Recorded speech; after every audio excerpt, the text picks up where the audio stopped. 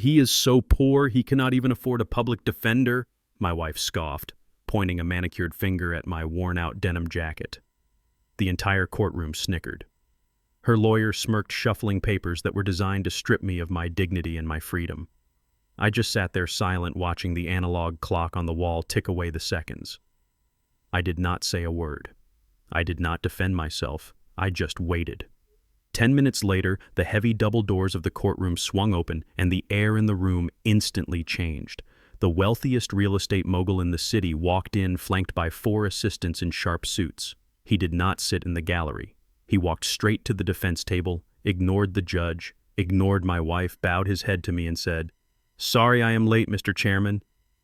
And in that moment, looking at my wife's pale face, I knew the game was over. My name is Jeremiah Cross. I am 68 years old. To the world, and especially to the ungrateful woman sitting across the aisle, I am nothing more than a retired carpenter with calloused hands and clothes that smell of sawdust and old timber.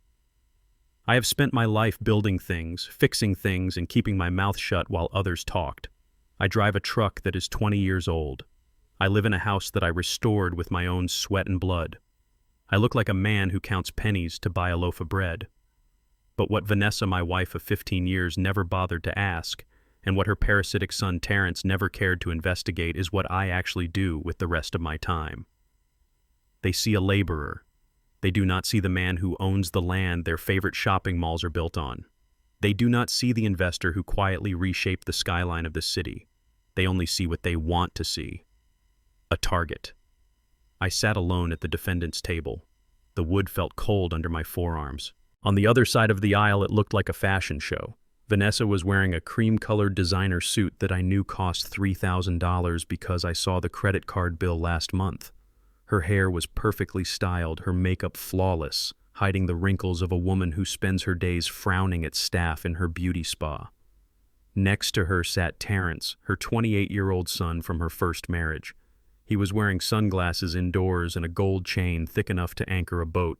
He was tapping away on his phone, likely checking the price of whatever cryptocurrency he was currently losing money on. And next to him was Courtney, his wife, a woman with blonde hair and eyes that always looked at me as if I were something she had stepped in on the sidewalk. She was whispering something to Terrence and giggling, covering her mouth with a hand adorned with a diamond ring that I had paid for. They looked like a family. They looked united. And they looked at me with pure, unfiltered contempt. "Your Honor, look at him," Vanessa said, her voice echoing in the quiet room. She stood up, playing the victim perfectly. "He is wearing work clothes to court. It is disrespectful to you and to the law. He refused to hire a lawyer because he claims he has no money. He is hoarding what little savings we have left from his carpentry pension. It is pathetic." The judge, a tired-looking man with gray hair, looked down at me over his glasses. His eyes held a mixture of pity and annoyance. "Mr. Cross, are you sure you wish to represent yourself? This is a complex divorce proceeding. Your wife is asking for a significant division of assets." I leaned forward toward the microphone. My voice was raspy, the voice of a man who does not talk much. "I am waiting for my counsel, Your Honor. He has been delayed." Courtney let out a loud, sharp laugh. "Counsel," she whispered loudly to Terrence. "Does he mean the guy who fixes his lawnmower?" Terrence snorted. "Probably. He is stalling, Mom. Tell the judge to get on with it." Vanessa's lawyer stood up. His name was Fletcher. He was a man who smelled of expensive cologne and cheap ambition. He adjusted his silk tie and smiled a smile that was all teeth and no warmth. "Your Honor, with all due respect, Mr. Cross has had months to prepare. If his representation is not here, that is his negligence. We request to proceed immediately. My client has suffered enough emotional distress living with a man who is clearly detached from reality." I looked at Fletcher. I looked at his shiny shoes and his arrogant posture. He thought this was going to be easy. He thought he was dissecting a carcass. He had no idea he was poking a sleeping bear.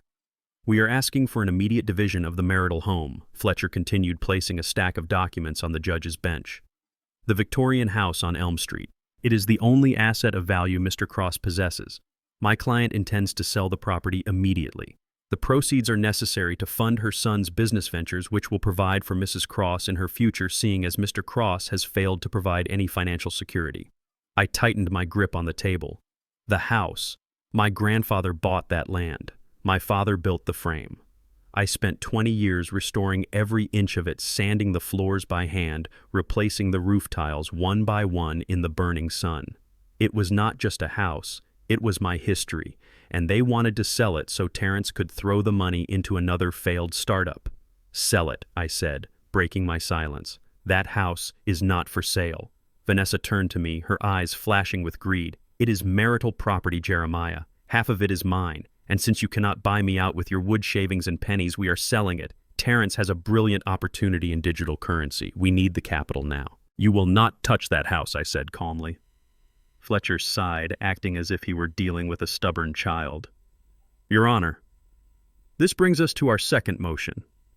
He pulled another folder from his briefcase. This one was thicker. We have ample reason to believe that Mr. Cross is no longer mentally competent to manage his own affairs. The room went deadly silent. I felt a cold anger rising in my chest, hot and sharp. Competent, I asked. Yes, Fletcher said, avoiding my eyes and addressing the judge. We have statements here from Mrs. Cross and her children. They testify to erratic behavior, memory loss, aggression. Mr. Cross forgets where he puts his tools. He talks to himself. He disappears for hours without explanation. We have a preliminary evaluation from a doctor suggesting early onset dementia. I looked at Vanessa. She was dabbing her eyes with a tissue, faking tears. It is true. Your Honor, she sobbed. It breaks my heart to say it, but Jeremiah. He is just not there anymore. Last week he forgot my birthday. He wanders around the garden at night. We just want to protect him. We are asking for the court to grant me full guardianship over his person and his remaining assets. We want to place him in a specialized facility where he can get the help he needs. A specialized facility. A nursing home. They did not just want the house. They wanted to lock me away. They wanted to drug me, silence me, and erase me so they could pick my bones clean without me watching. I looked at Courtney. She was smirking, typing something on her phone, probably texting her friends that the old man was finally going down. I checked my watch. It was an old Timex with a scratched face. It was 10 minutes past 9. Mr. Cross, the judge, said, his voice grave. These are serious allegations. If you do not have a lawyer to contest this, I do not need to contest lies with words, Your Honor, I said. Just then, a heavy thud echoed from the back of the room. The double doors swung open with force, hitting the walls. Everyone turned. Even the bailiff reached for his belt instinctively. Standing in the doorway was a man who looked like he owned the building. He was tall, wearing a bespoke navy suit that fit him like a second skin.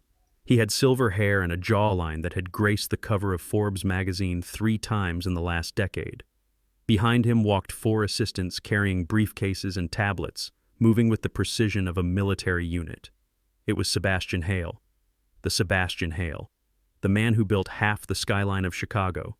The man whose name was on skyscrapers, hospitals, and museums. Fletcher dropped his pen. It clattered loudly on the floor. Vanessa stopped her fake crying, her mouth hanging open. Terrence pulled his sunglasses down his nose, staring.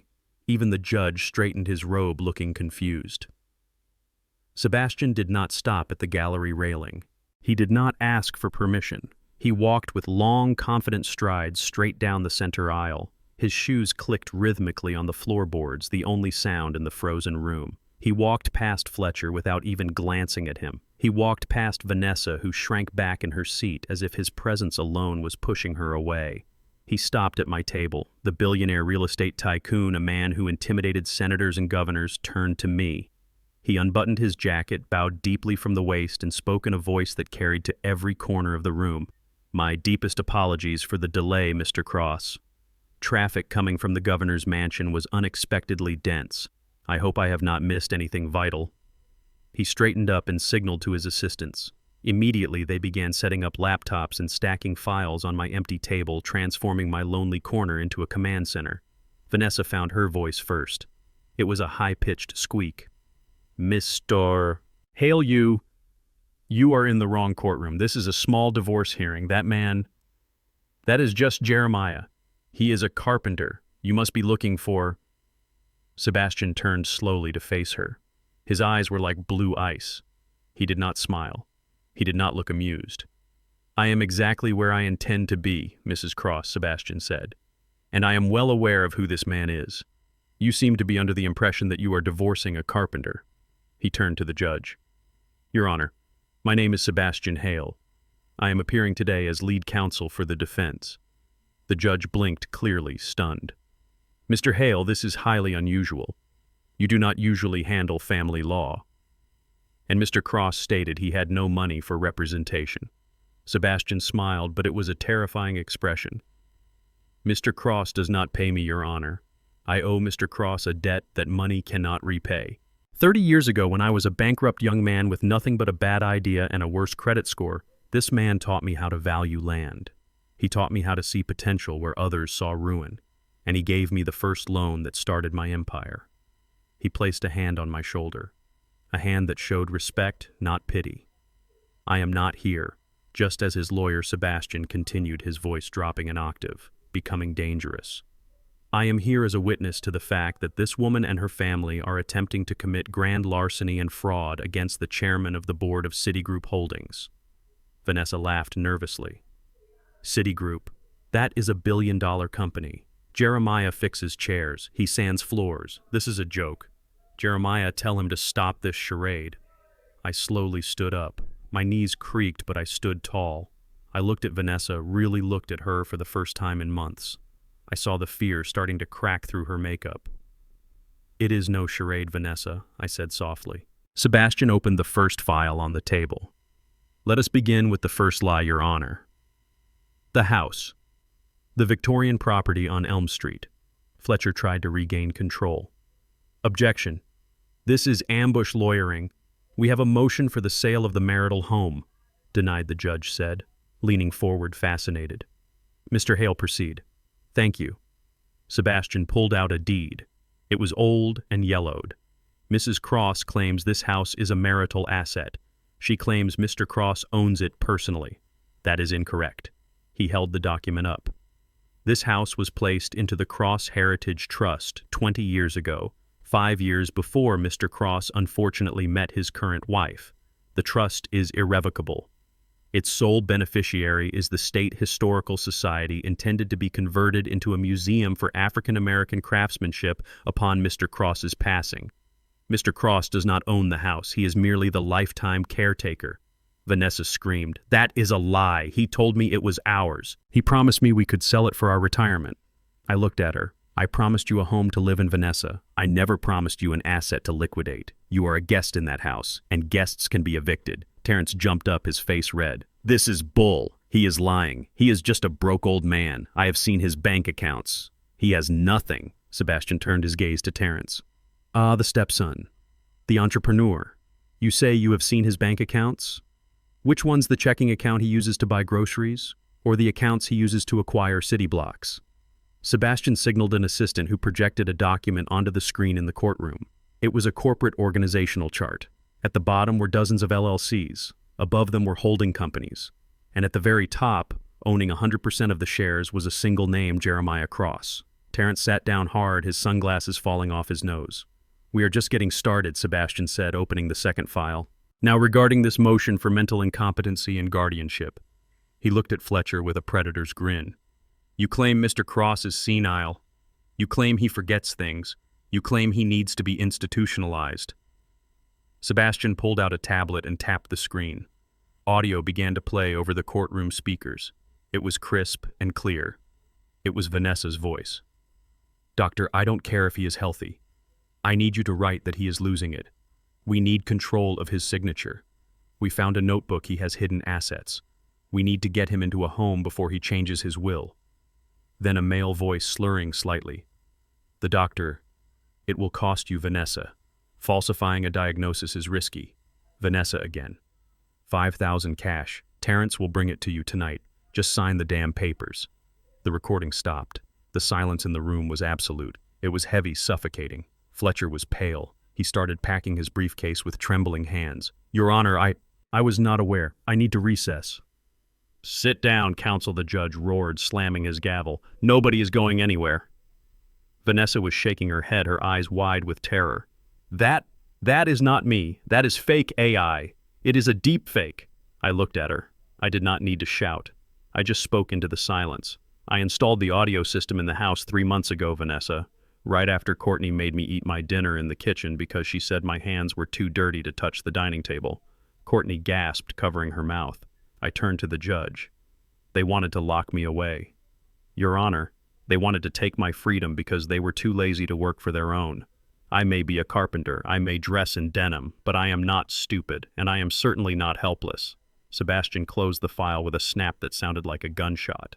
Your Honor, he said, we are countersuing for defamation, for conspiracy to commit fraud, for elder abuse. And we are submitting these recordings to the district attorney's office immediately following this hearing. I looked at my wife, my stepson, and my daughter-in-law. 5 minutes ago they were laughing at my poverty. Now they were looking at the end of their lives. But I was not done, not even close. Sebastian, I said, show them the rest. Show them where they actually live. Sebastian smiled. With pleasure, Mr. Chairman. He turned the page, and that is when the real screaming started. Mr. Hale, you are clearly mistaken. My wife stammered, her voice pitching up an octave into a nervous squeak that echoed off the mahogany walls. She stood up and smoothed her skirt with trembling hands, forcing a smile that looked more like a grimace of pain. This is Jeremiah Cross. Look at him. He is a nobody. He fixes porches, he unclogs drains, he probably mowed your lawn once and you confused him with someone important. You are embarrassing yourself, sir. Please sit down so my lawyer can finish dividing his meager assets. Sebastian Hale did not even blink. He turned slowly to face Vanessa, and the temperature in the room seemed to drop 10 degrees. He looked at her with the same dispassionate scrutiny a predator gives prey before the strike. I do not make mistakes, Mrs. Cross. Sebastian said, his voice low and smooth like gravel rolling in a luxury car. And I certainly do not mistake the identity of the man who saved my life. The courtroom fell into a stunned silence. Even the court reporter stopped typing, her hands hovering over the keys. Fletcher, the lawyer Vanessa had hired to destroy me, looked like he had just swallowed a lemon. Saved your life. Vanessa laughed, but it sounded like glass breaking. Please. He cannot even save himself from the eviction notice. Sebastian turned his back on her and faced the judge. Your Honor, 30 years ago I was 25 years old, bankrupt, and standing in the rain on a muddy construction site in South Chicago. I had just lost my first development deal. I was ready to jump off a bridge. I had nothing. No investors, no family, no hope. He pointed a hand at me. I kept my face impassive, but inside I remembered that day clearly. I remembered the skinny white kid in the cheap suit crying in the mud. This man, Sebastian, continued, his voice thick with emotion, found me. He did not ask me why I was crying. He handed me a thermos of coffee and a shovel. He told me that crying does not build empires, but digging does. He taught me how to read the soil. He taught me that you do not build on sand, and you do not trust a man who will not look you in the eye. He took his life savings at the time, which was $5,000 kept in a coffee can, and he handed it to me. He said, I believe in you, kid. Pay me back when you own the skyline. Sebastian paused, letting the weight of the history settle over the room. I bought my first lot with that money. I built my first building with his advice. Every single contract I have signed, every skyscraper I have erected stands on the foundation Jeremiah Cross built. So do not tell me I am mistaken, Mrs. Cross. I am standing next to the only man in this city I answer to. Vanessa slumped back into her chair, her face draining of all color. Terrence looked up from his phone, his mouth hanging open. He looked at me, then at Sebastian, then back at me, trying to connect the dots between the billionaire and the man he called a loser every morning at breakfast. I leaned back in my chair and crossed my arms. I did not need to speak. The truth was doing all the work for me. Sebastian cleared his throat, shifting from emotional storytelling back to the cold, hard edge of a litigator. Now that we have established my relationship with the defendant, let us address this ridiculous petition to sell the Victorian home on Elm Street. Fletcher jumped up, adjusting his tie nervously. Your Honor, regardless of Mr. Hale's sentimental anecdotes, the law is clear. That house is the primary marital asset. Mrs. Cross is entitled to 50% of its value. We have an appraisal here for $800,000. We want it sold immediately. Sebastian smiled. It was not a nice smile. It was the smile of a shark sensing blood in the water. He opened a leather folder and pulled out a document that was yellowed with age. He held it up for the judge to see. You cannot sell what Mr. Cross does not own, Sebastian said simply. What are you talking about? Vanessa shrieked. We live there. It is our house. Incorrect, Sebastian replied. He handed the document to the bailiff to pass to the judge. This is the deed to the property at 42 Elm Street. As you can see, Your Honor, the deed was transferred 20 years ago, fully, 5 years before Mr. Cross, unfortunately, met the plaintiff. The judge adjusted his glasses and squinted at the paper. The Cross Heritage Preservation Trust, he read aloud. Exactly, Sebastian said. Mr. Cross does not own the house. He never did during the course of this marriage. The property belongs to an irrevocable trust established to preserve historical African-American architecture in this district. Its bylaws strictly prohibit the sale of the property to private entities. The beneficiary of the trust is the State Historical Society. Fletcher grabbed the copy of the document, his hands shaking. This is fraud, he stammered. He hid assets. It is a matter of public record, Sebastian countered. You just never bothered to look because you were too busy mocking his overalls. Mr. Cross is merely the appointed caretaker of the property. He lives there rent-free in exchange for maintaining the historical integrity of the building. He has no right to sell it. Therefore, neither do you. Vanessa stood up so fast her chair tipped over and clattered onto the floor. You liar, she screamed, pointing a shaking finger at me. You told me that house was ours. You told me it was my security. I put up with your dirt and your noise and your smell for 15 years because I thought at least I would have that house. I looked at her. I looked at the woman I had tried to love, the woman I had sheltered, the woman who had just admitted she only stayed with me for the real estate. I never told you I owned it, Vanessa, I said, my voice calm and steady. I told you it was my family's legacy. I told you I was protecting it. You just assumed that meant money. You heard what you wanted to hear. I bought the curtains, she wailed, tears streaming down her face, ruining her expensive makeup. I painted the guest room. I planted the roses. You painted the guest room because you wanted to impress your friends, I replied. And you planted those roses because you wanted to cover up the smell of the compost heap you forced me to move. You never cared about that house. You complained about the draft. You complained about the floorboards creaking. You called it an old shack every single day for 10 years. It is still my home, she sobbed, turning to the judge. You cannot kick me out. I have rights. Sebastian stepped forward. Actually, Mrs. Cross, under the bylaws of the trust, only the caretaker and his immediate dependents are permitted residency. Since you filed for divorce this morning and since your son Terrence is a 28-year-old man who is fully capable of working, you are no longer considered dependents. He checked his gold watch. You are unauthorized occupants. In layman terms, you are trespassing. The trust has a very strict policy regarding squatters. Squatters, Courtney gasped, clutching her designer handbag. We are not squatters. We are high society people. My father is a vice president. Your father is unemployed as of this morning, Courtney, but we will get to that later, Sebastian said without even looking at her. Vanessa looked at me, her eyes wide with a mix of fury and terror. Jeremiah, stop this. Tell him to stop. You cannot let them throw us on the street. We are family. I stood up slowly. My knees popped, but I felt stronger than I had in years. Family, I repeated, tasting the word. Family does not try to lock their father in a mental institution so they can sell his roof. Family does not mock their husband in open court. But where will we go, she whispered. I do not know, Vanessa, I said. But you have always said I was just a simple man. A simple man like me does not have the answers for complex people like you. You were never my partner in that house. You were a guest. And guests who try to burn down the house get evicted. The judge banged his gavel. Order. Order in this court. Order in this. Mr. Hale, do you have any further evidence regarding the asset division? Sebastian turned to me and winked. It was a small gesture, but it gave me the strength for what was coming next. We are done with the house, Your Honor, Sebastian said, closing the file, but that was just the appetizer. The real issue here is character. The plaintiff claims my client is incompetent. She claims he is weak. She claims he is a burden. Sebastian walked back to his table and picked up a black flash drive. I would like to submit Exhibit B, Your Honor. This concerns an event that took place 3 months ago, the birthday party of Mr. Terrence Vance. Terrence froze. His face turned the color of ash. He remembered that night. I knew he remembered. It was the night he decided I was no longer a human being but a thing to be discarded. Vanessa looked at her son, then at me. Her fear was palpable now. It smelled like sweat and expensive perfume.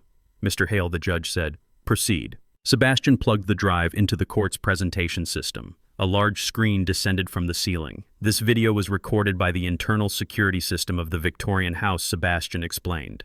a system Mrs. Cross insisted on installing to keep out the riffraff. She did not realize it records audio and video in high definition inside the dining room.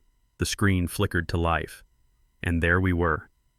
The dinner table set with crystal and silver, and the nightmare began to play. The screen in the courtroom flickered, and the image sharpened into high definition. The silence in the room was heavy as everyone watched the scene from 3 months ago unfold. It was my house, but it did not look like my home. The dining room I had restored with my own hands was filled with strangers. It was Terrence's 28th birthday party. Vanessa had insisted on hosting it at the Victorian house because she wanted to show off the architecture to Courtney's wealthy friends. I had agreed to stay out of the way. I had agreed to be invisible. But invisibility was not enough for them. They needed a servant. The video showed me walking into the dining room carrying a heavy bucket of ice.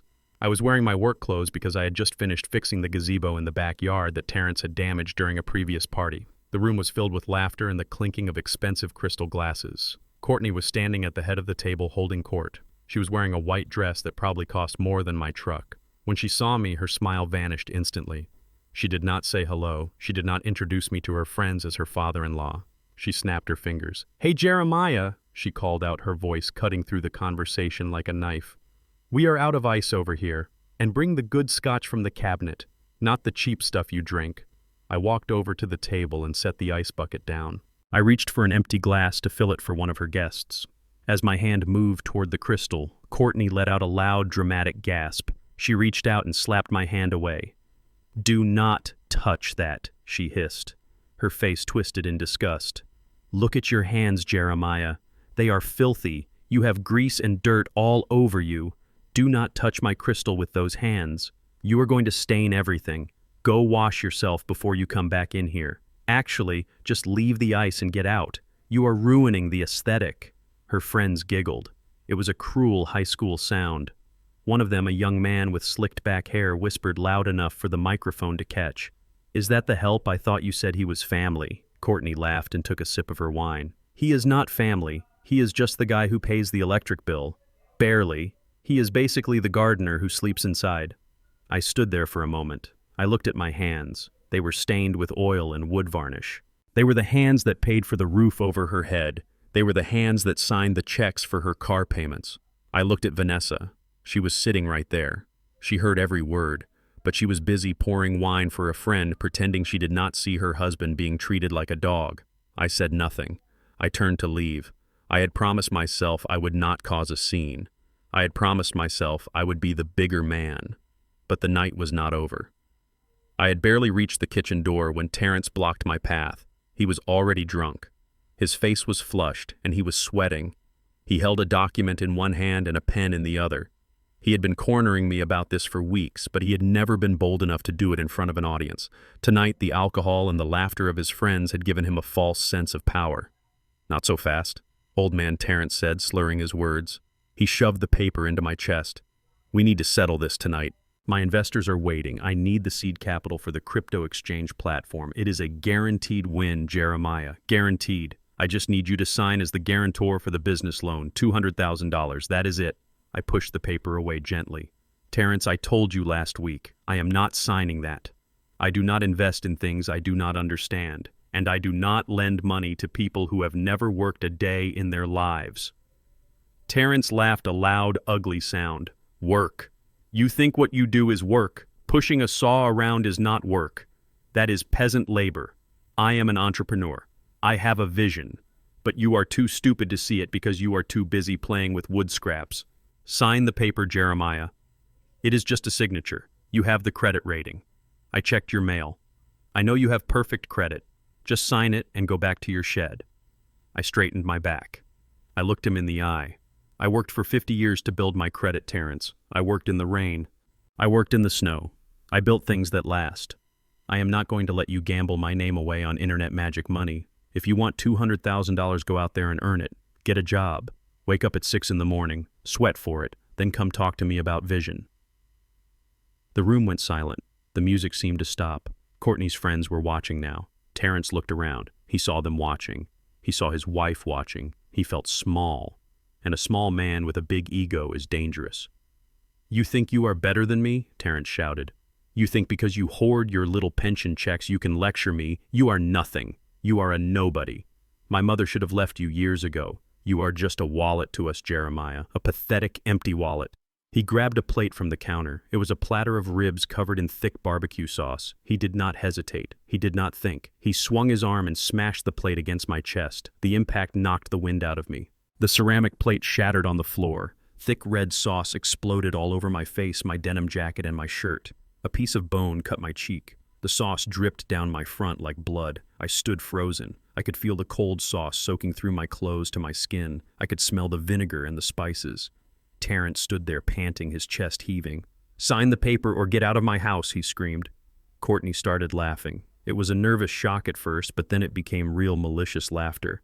"Oh my God, Terrence," she said. "You really decorated him. He looks like a clown." Vanessa finally stood up. But she did not run to me. She did not grab napkins to wipe my face. She walked over to Terrence and put a hand on his arm. "Baby, calm down," she said soothingly. "You are going to ruin your suit. Jeremiah, go clean yourself up. You are making a mess on the floor. Do not embarrass us any further. Embarrass us." That was the moment. That was the exact second the last thread of my patience snapped. I looked at Vanessa. I looked at the woman I had sheltered for 15 years. I saw no love. I saw no partnership. I saw only a parasite protecting its host. I did not wipe the sauce from my face. I did not pick up the broken ceramic. I did not shout. I did not raise my hand to strike the boy who had just assaulted me.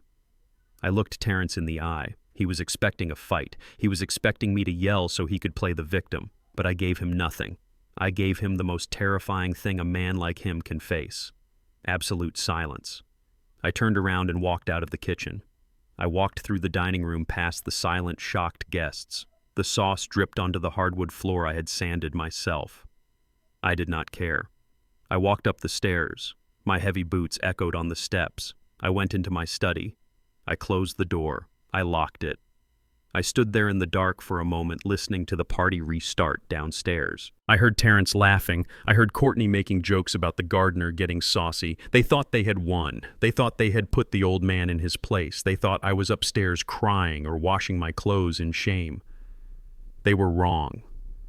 I walked to my desk. I sat down in my leather chair. I did not turn on the main light. I turned on the small green banker's lamp. I reached for the secure phone I kept in the bottom drawer, the phone that only had 5 numbers programmed into it. I dialed the first number. It rang once. Sebastian Hale answered. His voice was sharp alert. "Jeremiah, it is late. Is everything all right?" I looked at the sauce on my hands. I looked at the photo of my father on the desk. "No, Sebastian," I said. My voice was steady. "It is done." There was a pause on the line. Sebastian knew what that meant. We had discussed this possibility 5 years ago when I first drafted the contingency plans. He had hoped I would never have to use them. "Are you sure?" Sebastian asked. "There is no turning back once we start." "It will be scorched earth, Jeremiah. Total liquidation, I am sure," I said. "Activate Protocol Omega, freeze the accounts, transfer the titles, and call the police commissioner. I want to report an assault." "Understood," Sebastian said. "I will have the team ready in an hour." And Jeremiah, "Yes, I am sorry. Do not be," I said. "I am finally free." I hung up the phone. I sat there in the dark, waiting for the future to arrive. Downstairs, they were toasting to my humiliation. Upstairs, I was signing their eviction notices. The party was over. They just did not know it yet. The week after the birthday party, the house felt different. The air was heavy with secrets, and the silence was not peaceful, it was predatory. I moved through the halls like a ghost in my own home. My wife and her family stopped hiding their disdain. They stopped pretending I was a member of the household and started treating me like a piece of furniture that needed to be moved to the curb. I kept to my routine. I woke up early. I drank my coffee black. I put on my work boots. I pretended to fix the hinges on the back door, but I was not fixing anything. I was listening. I had installed the microphones 3 months ago, but I had never used them to listen to my wife in real time until that Tuesday afternoon. I was in the basement organizing my tools when I heard the distinct click of the receiver in the kitchen upstairs. The audio feed piped directly into my earpiece. It was Vanessa. Her voice was low and urgent. It was a tone I had never heard her use with me. "Is it done?" she whispered. I held my breath. A man's voice answered on the other end. It sounded like the doctor she had been seeing for her migraines, the one who always looked at me with a sneer. "I can write the prescription, Vanessa, but you have to be careful," the doctor said. "These are strong antipsychotics. If you give him too much at once, he won't just be confused, he will be comatose." Vanessa let out a cold laugh that made the hair on my arms stand up. "That might be even better," she said. "But no, we need him awake enough to sign the power of attorney papers. We just need him foggy. We need him to look like he does not know what day it is when the evaluator comes. I need you to document that his memory is failing. Write that he gets aggressive." I stood there in the dark basement gripping a wrench so hard my knuckles turned white. They were not just planning to steal from me, they were planning to erase me. They were going to drug me in my own house. They were going to poison my coffee or my soup and watch as I lost my mind.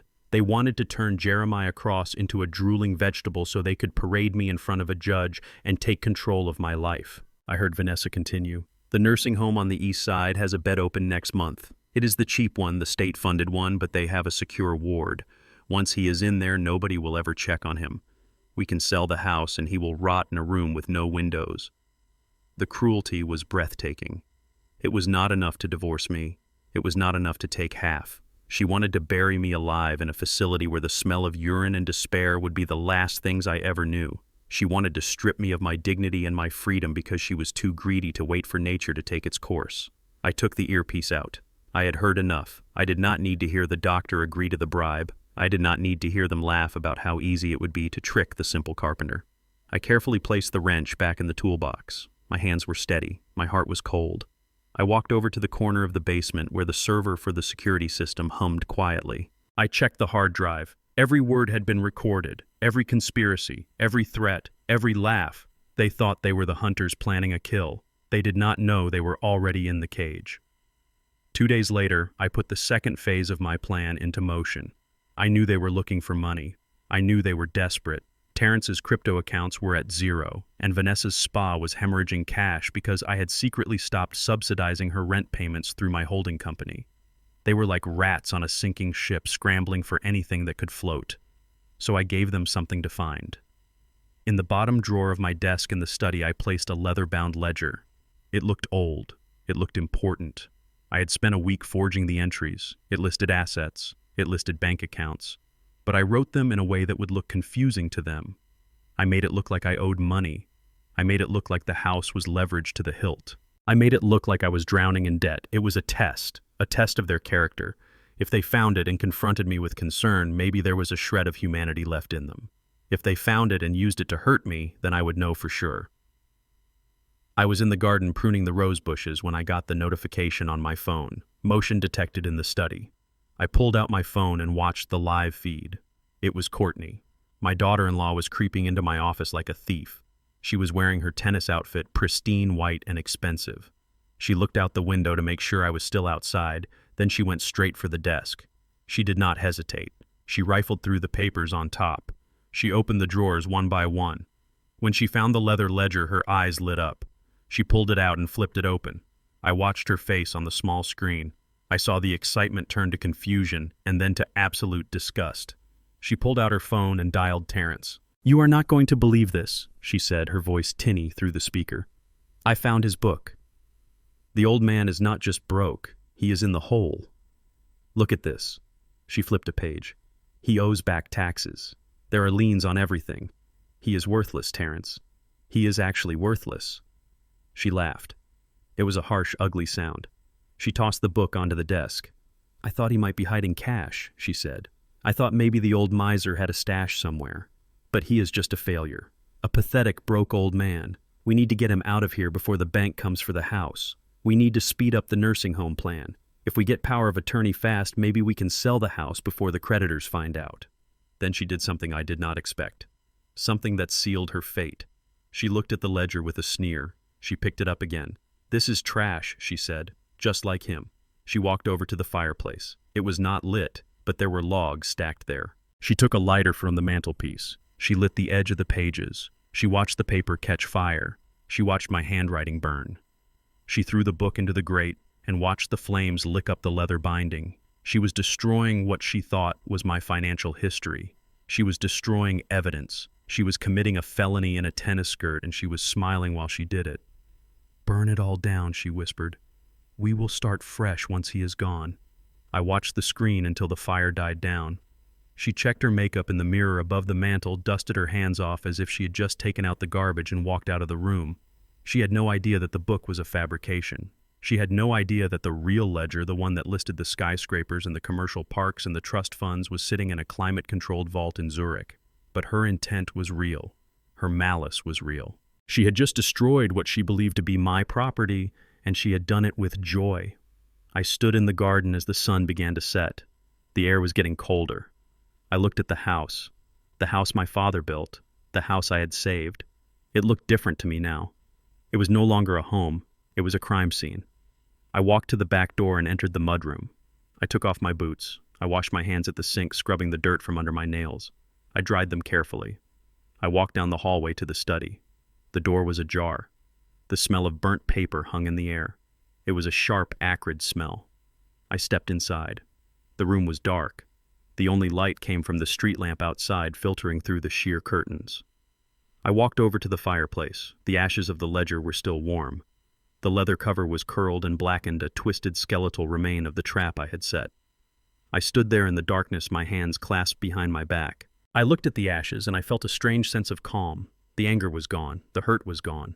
All that was left was the cold, hard clarity of what had to happen next.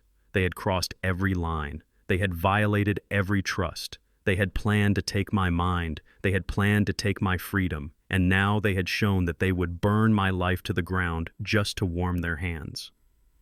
I looked up at the corner of the bookshelf where the lens of the micro camera was hidden between 2 volumes of encyclopedias.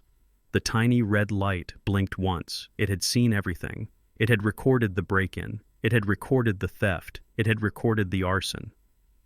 I took out my phone. I opened the secure app. I sent a single message to Sebastian. "The bait is taken. Proceed to the next phase." I turned and walked out of the study. I closed the door softly. Upstairs, I could hear them laughing. They were probably celebrating. They thought they had won. They thought they were dealing with a senile old man who was losing his grip on reality. They did not know that the trap had already snapped shut.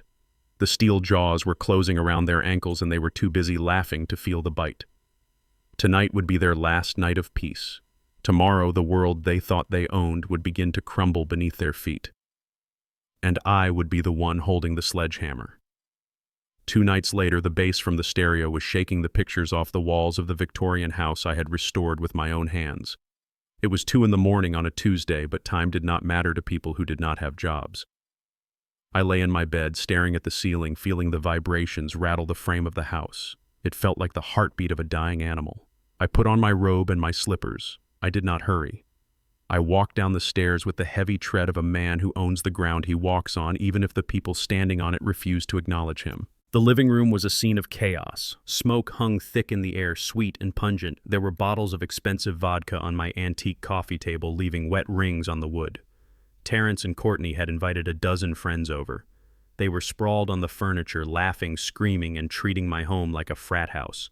Courtney was standing on the sofa in her heels. She was holding a glass of wine and shouting over the music. She saw me standing in the doorway. I must have looked like a ghost in my gray robe with my gray hair and my silent face. She did not stop the music. She did not apologize. She pointed at me and laughed. "Look who decided to join the civilization," she shouted, her words slurring. "It is the help. Hey, Jeremiah, grab a rag." Someone spilled cranberry juice on the rug. "Chop, chop." Her friends laughed. They were young, wealthy, and careless.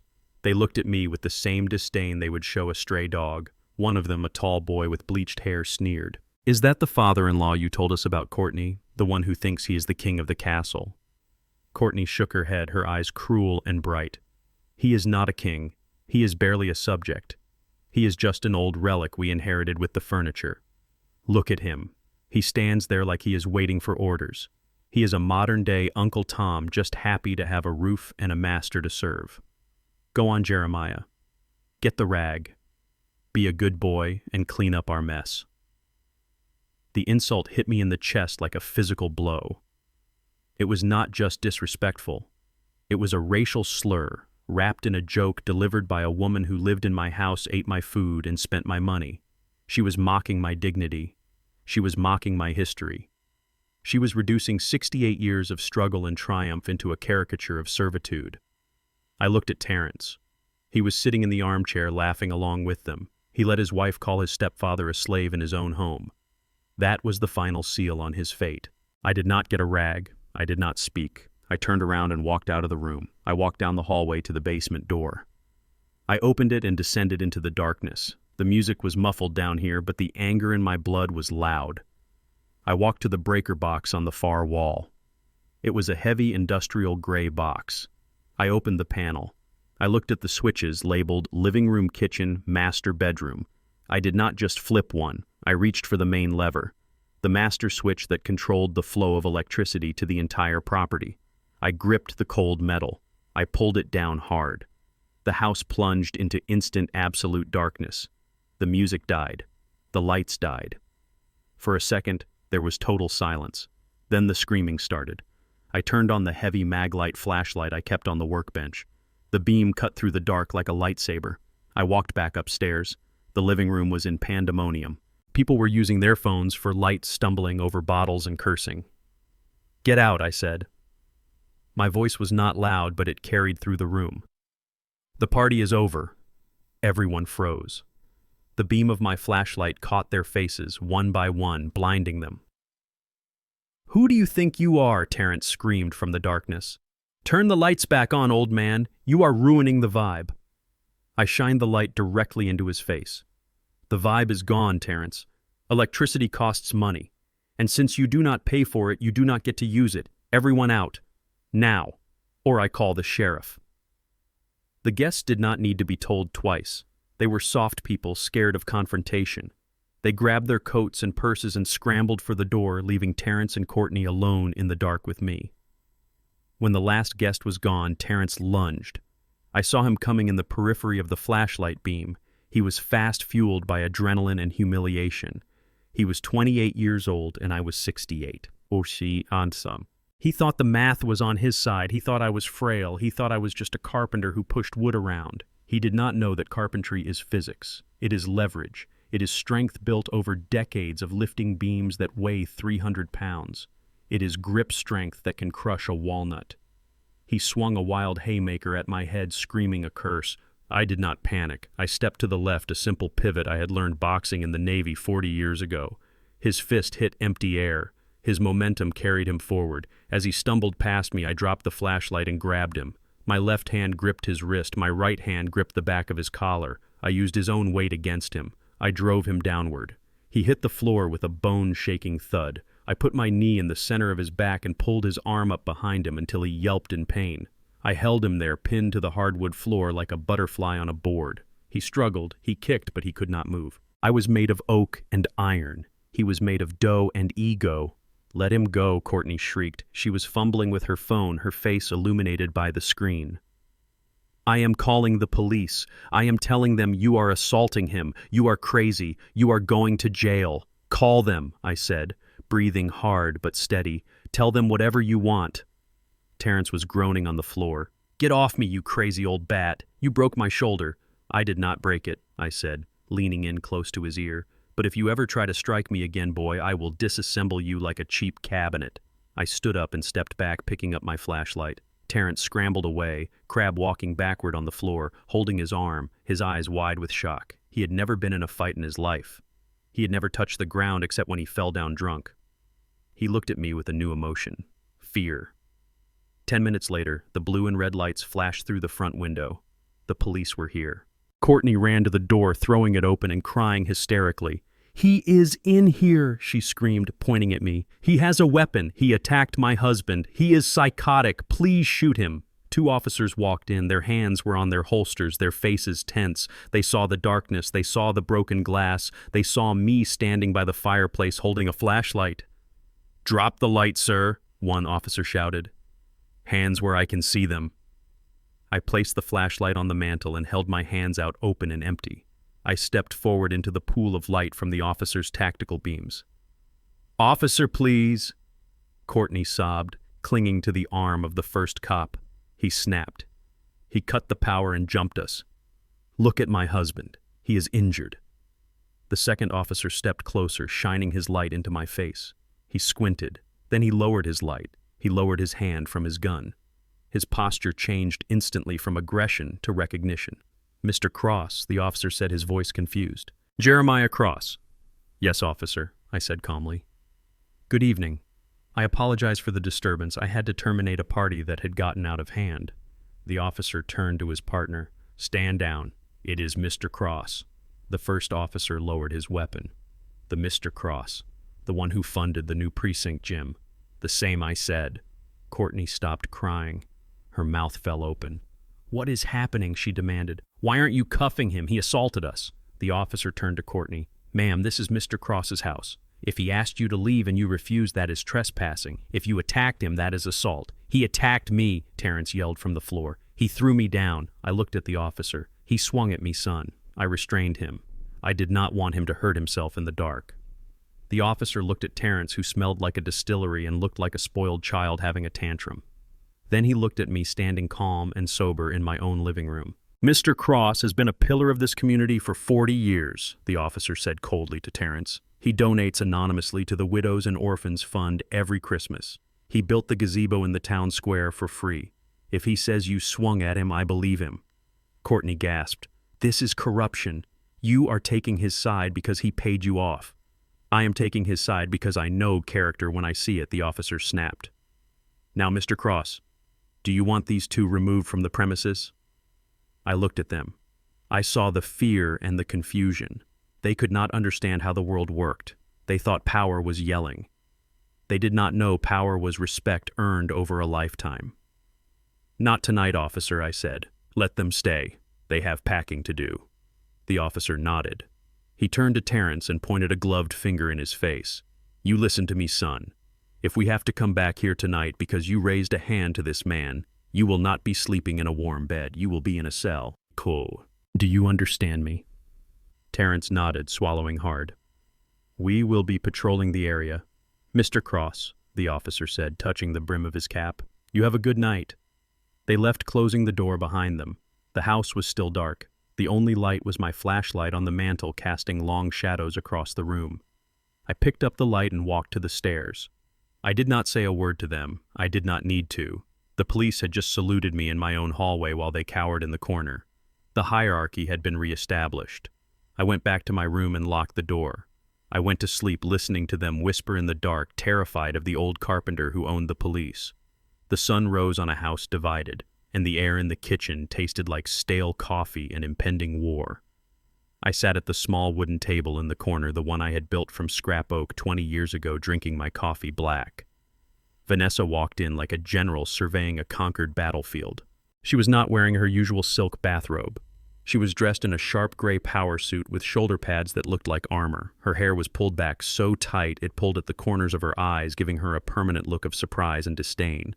She was holding a thick manila envelope. She did not say good morning. She did not ask if I slept well. She slammed the envelope onto the table. It slid across the polished wood and hit my coffee mug with a dull thud. "I am done waiting." "Jeremiah," she said, her voice cold and flat. "I spoke to Fletcher this morning. He says we have a slam dunk case for mental incompetence. He says I can have you in a facility by Friday if I sign the affidavit. But I am a generous woman. I am merciful." She pulled a chair out and sat down opposite me, crossing her arms over her chest.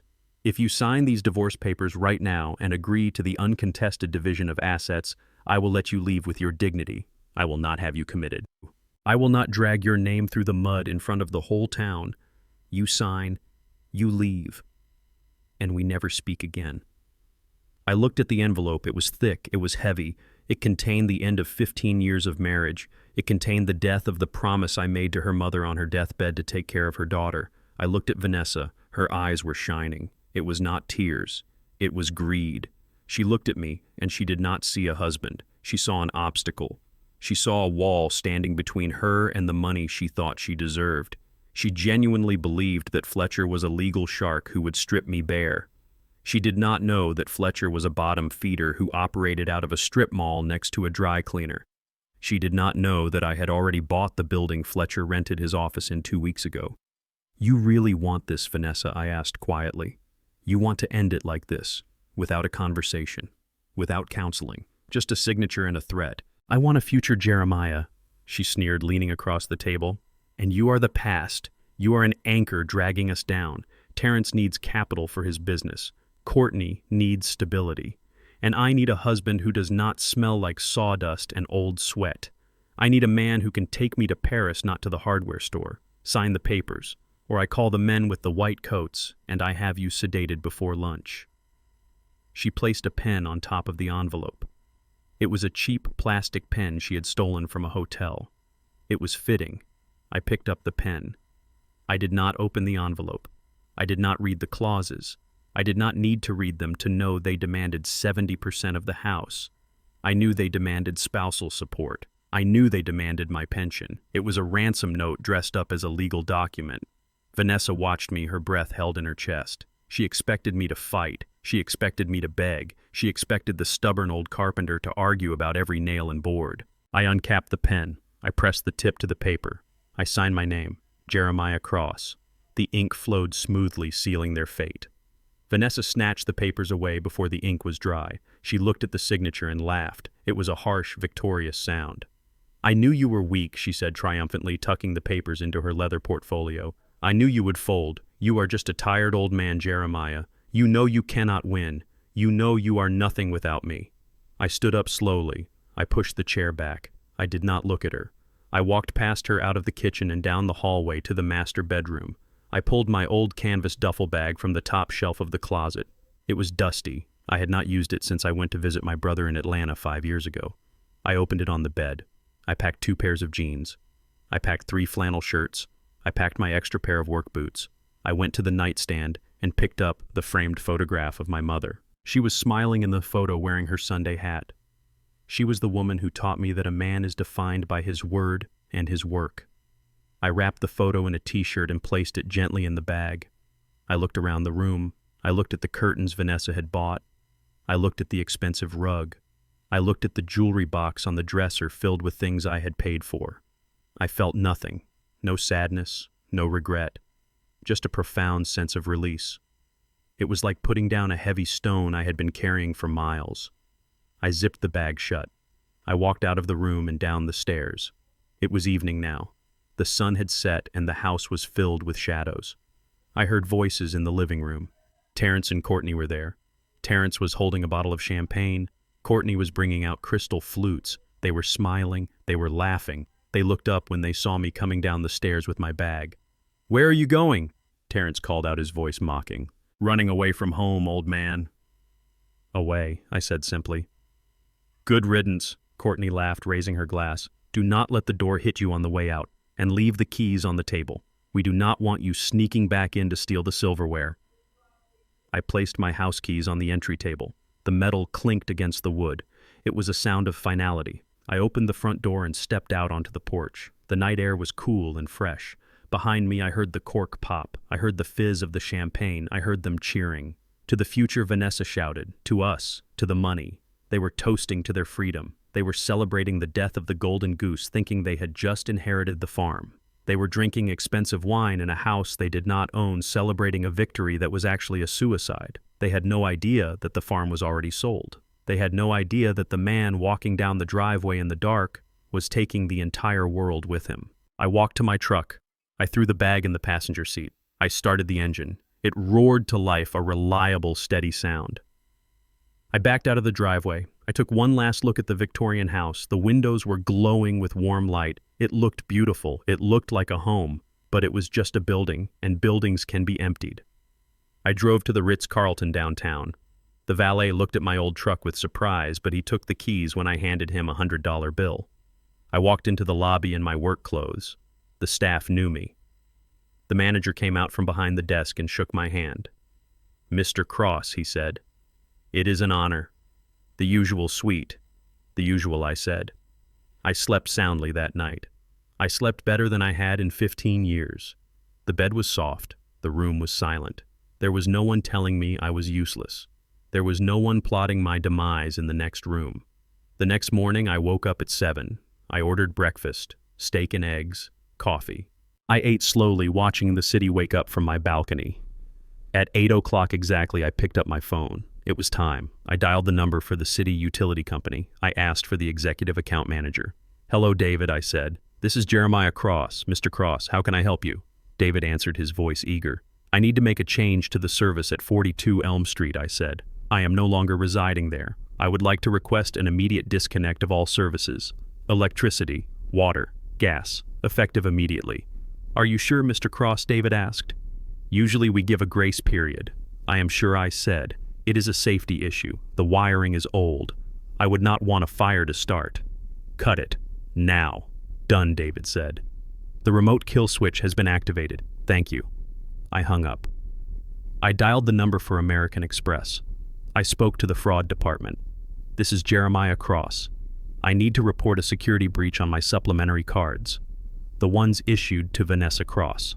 I have reason to believe they are being used without my authorization. Please lock them down." "Total freeze." "Consider it done, Mr. Cross," the agent said. I hung up. I dialed the number for the auto financing company. I held the note on Terrence's BMW M5. I was the primary guarantor. "This is Jeremiah Cross. I am withdrawing my guarantee for the vehicle driven by Terrence Vance. The primary borrower has indicated he cannot make the payments. I am surrendering the vehicle. You have my permission to repossess it. The location is 42 Elm Street. The keys are likely in the house. We will have a truck there in 20 minutes, Mr. Cross." I hung up the phone. I poured myself another cup of coffee. I opened my tablet and pulled up the security feed from the house. The screen flickered to life. It was chaos. The lights in the house were out. The morning sun was streaming through the windows, but the lamps were dead. I saw Vanessa standing in the kitchen holding her expensive Italian hairdryer. She was clicking the button furiously, looking at the outlet with confusion. She was wearing a towel and her hair was wet. I switched the camera view to the bathroom. Courtney was standing at the sink. She had toothpaste on her face. She was turning the faucet handles back and forth. Nothing came out but a hollow hiss of air. She banged on the faucet with her fist, screaming something I could not hear.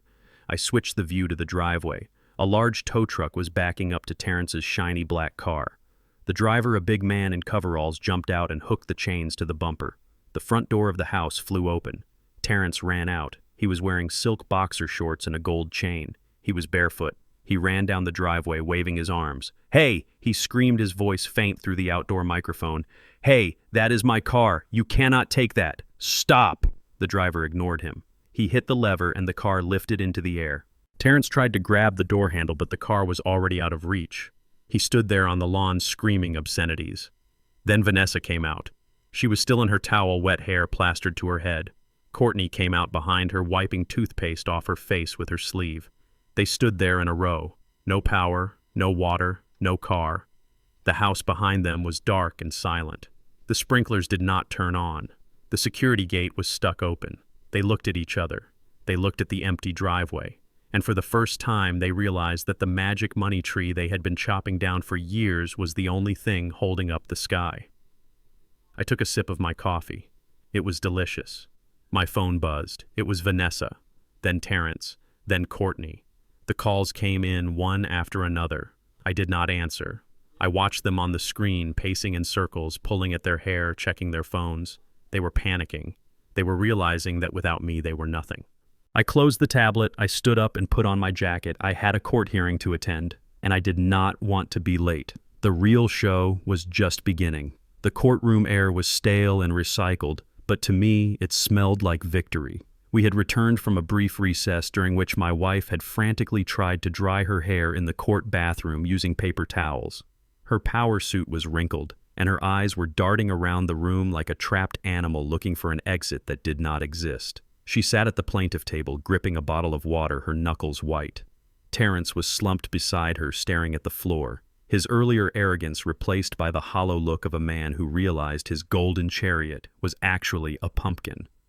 Courtney was chewing a fingernail, her eyes fixed on Sebastian Hale, who stood in the center of the room like a statue of justice carved from ice. The judge banged his gavel, and the sound echoed like a gunshot. "We are back on the record. Mr. Hale, you indicated you had further questions regarding the financial status of the plaintiff, Mrs. Vanessa Cross." Sebastian nodded. He did not look at the judge. He looked directly at Vanessa. He walked toward the witness stand with the slow, predatory grace of a panther stalking a wounded deer. "Mrs. Cross, please take the stand." Vanessa stood up. Her legs were shaking. She walked to the stand and sat down. She tried to project confidence. She tried to lift her chin, but her eyes betrayed her terror. She was terrified not because she was innocent, but because she was guilty of the worst crime a person like her can commit, which is underestimating her opponent. Mrs. Cross Sebastian began, his voice smooth and conversational. You stated in your opening declaration that you are a self-made woman. You stated that your business Serenity Spa is a highly profitable enterprise that you built from the ground up without any assistance from my client. Is that correct? Vanessa cleared her throat. Yes, she said, her voice raspy. I am a businesswoman. I built that spa with my own blood and sweat.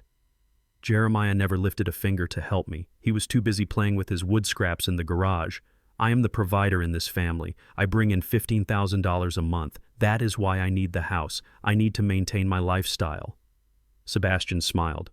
It was a cold, terrifying smile. $15,000 a month.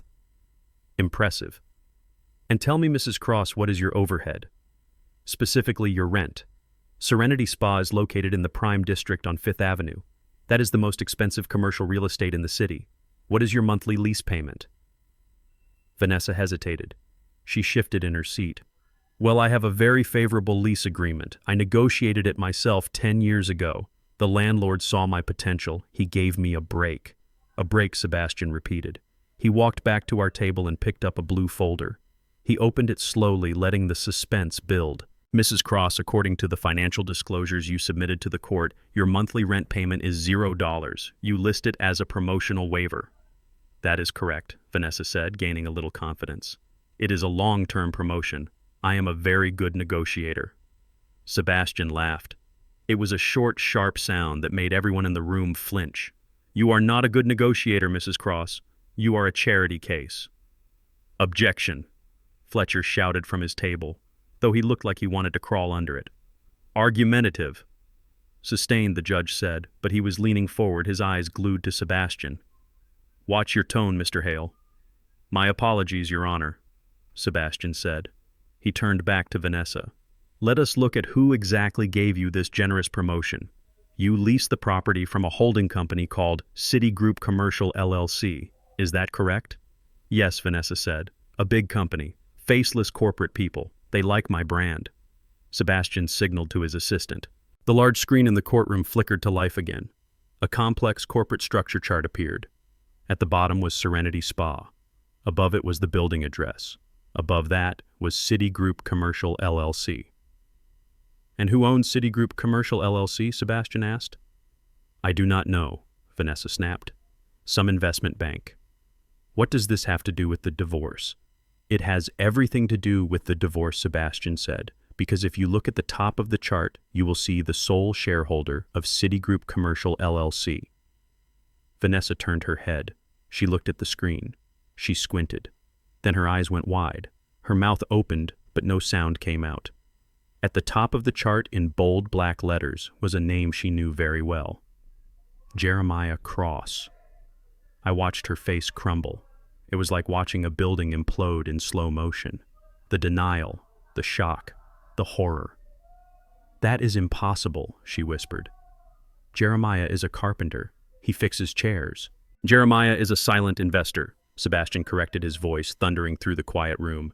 He bought that building 15 years ago, 2 months before he married you. He created Citigroup to manage his commercial assets. When you said you wanted to open a spa, he did not just encourage you. He instructed his property managers to give you the prime corner suite rent-free. He told them to label it a promotional waiver so you would not feel indebted to him. He wanted you to feel independent. He wanted you to feel successful. I leaned back in my chair. I remembered that day. I remembered how happy she was when she came home and told me she had tricked the corporate idiots into giving her a free lease. I had just smiled and cooked her dinner. I let her think she was a genius because I loved her. I let her have her pride, and she used that pride to sharpen the knife she tried to stick in my back. For 10 years, Sebastian continued walking closer to the witness stand. My client has subsidized your business. The market rate for that square footage is $10,000 a month. You have paid nothing. You claimed he offered no support. You claimed he was a burden. In reality, Mrs. Cross, he was the only reason you were not bankrupt a decade ago. Vanessa was shaking her head violently. No, no, he is lying. He does not have that kind of money. He wears old boots. He drives a truck. He wears old boots because he likes them, Sebastian said. And he drives a truck because he builds things. Unlike you, who only consumes things. You looked at the surface and you missed the ocean beneath. Fletcher stood up. Your Honor, this is irrelevant. My client did not know. This is entrapment. It is not entrapment, Sebastian snapped. It is gratitude, or rather, the lack of it. And now we come to the consequences. Sebastian pulled a document from the blue folder. It was a thick document with a red seal on the front. Mrs. Cross, the lease agreement you signed with Citigroup contained a specific clause, Clause 4A, the friends and family provision. It states that the rent waiver is conditional upon your continued legal relationship with the majority shareholder. It states that in the event of a dissolution of marriage or a filing for divorce, the waiver is retroactively voided. The room went so quiet you could hear the air conditioning hum. Vanessa stopped breathing. I saw the blood drain from her face, leaving her looking gray and old. Retroactively, she whispered, "What does that mean?" "It means," Sebastian said, his voice devoid of mercy, "that since you filed for divorce this morning, you have triggered Clause 4A. You are now liable for all back rent for the duration of the lease." He turned the document around and showed it to her. He pointed to a figure at the bottom of the page. It was a number with a lot of zeros. 10 years, 120 months, at $10,000 a month, plus interest calculated at the standard commercial rate of 5% annually. Sebastian paused, letting the math sink in. "You owe Citigroup Commercial LLC $1,200,000, Mrs. Cross. And as the chairman of Citigroup, Mr. Cross has authorized me to serve you with this demand for immediate payment." He slapped the paper onto the ledge of the witness stand. "Payable within 30 days, Sebastian said. Or we seize the business. We seize the equipment. We seize your personal assets. We seize everything down to the towels and the cucumber water." Vanessa made a sound like a dying bird. She gripped the railing of the witness stand. Her eyes rolled back in her head. She swayed. Then she collapsed. She slid down the side of the stand and hit the floor in a heap of expensive fabric and broken dreams. Mom, Terrence shouted, jumping up from his seat. The bailiff rushed forward. The judge stood up. "Call a medic," someone shouted. I did not stand up. I sat there and watched. I watched Terrence run to his mother, not because he loved her, but because she was his bank account, and his bank account had just crashed. I watched Courtney staring at me, her eyes wide with a mixture of terror and calculation, realizing that she had bet on the wrong horse. I looked at Sebastian. He was standing over Vanessa, not with concern, but with the impassive gaze of a man who had simply delivered a bill that was overdue. "She is fine," Sebastian said to the bailiff. "She just fainted from the weight of her own greed. Give her some water. We have more to do." The judge called for a 15-minute recess while the paramedics checked Vanessa. They sat her up and gave her water. She looked around the room, her eyes unfocused. Then her gaze landed on me. "Why?" she mouthed. "Why did you not tell me?" I looked at her across the room. I wanted to feel sorry for her. I searched my heart for that familiar warmth I used to feel when she looked at me. But there was nothing, just ash. "I did not tell you, Vanessa," I thought, "because I wanted to be loved for who I was, not for what I owned. And you proved every single day that you were incapable of that kind of love. You fell in love with a mask and you tried to kill the man underneath. Now the mask is off." The paramedics helped Vanessa back to her chair. She refused to leave the courtroom. She knew if she left it was over. She had to stay. She had to fight. But she had no ammunition left. Sebastian walked back to my table. He sat down and adjusted his cuffs. "That went well," he whispered to me. "Is it over?" I asked. Sebastian looked at Courtney. She was whispering frantically to Terrence, pointing at me. She looked angry now. The shock had worn off and the entitlement was kicking back in. "Not yet," Sebastian said. "We have taken the queen, but we still need to clear the board. The stepson and the daughter-in-law still think they have a roof over their heads. They still think they are clever." He opened the third file. It was green.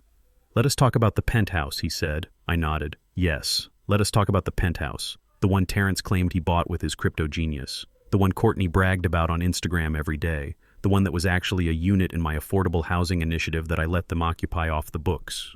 The judge returned to the bench. "We are back on the record. Mrs. Cross, are you able to continue?"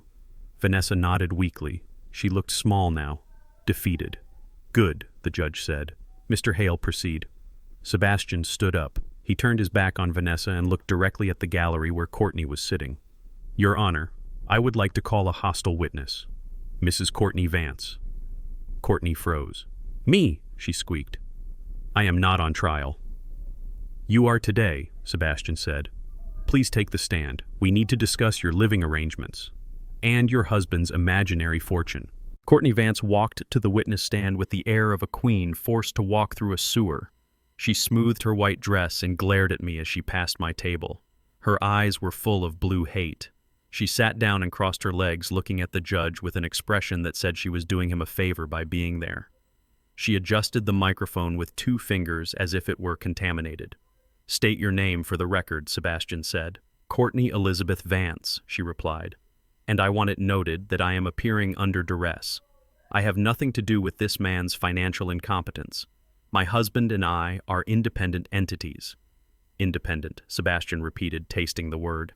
That is a fascinating choice of words, Mrs. Vance. Let us explore that independence. You and your husband reside in the Millennium Tower, is that correct?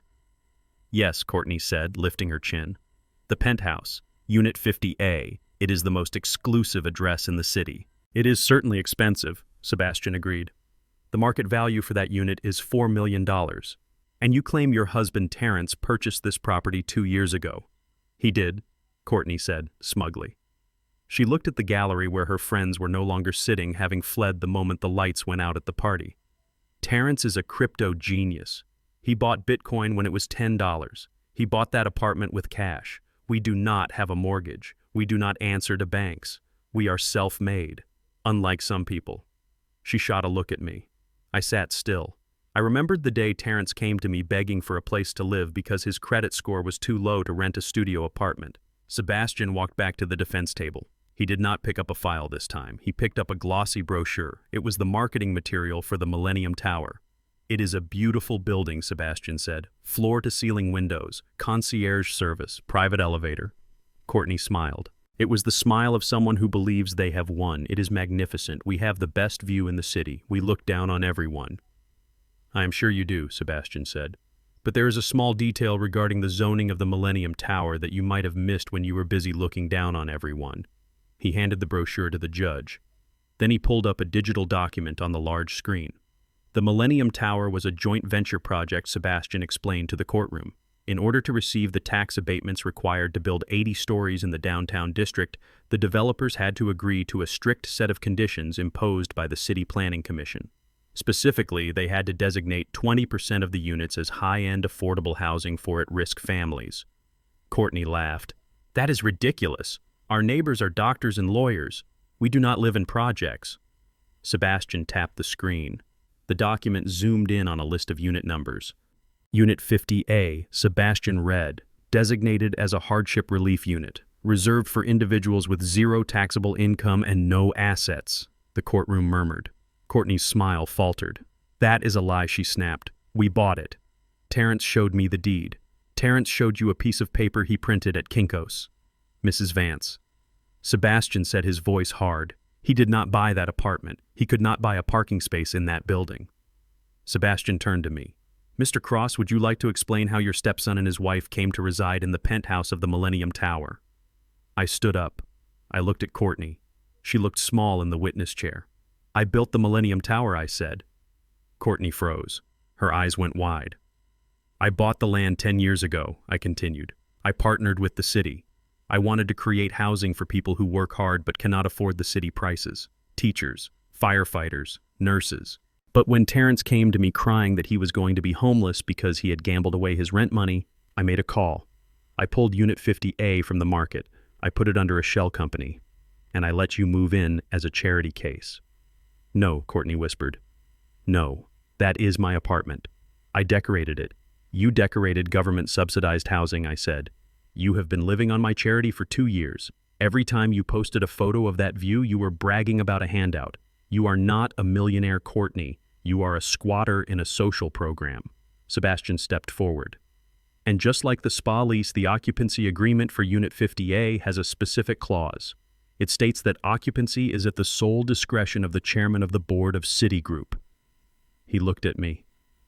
Mr. Chairman, What is your pleasure regarding the occupants of Unit 50A?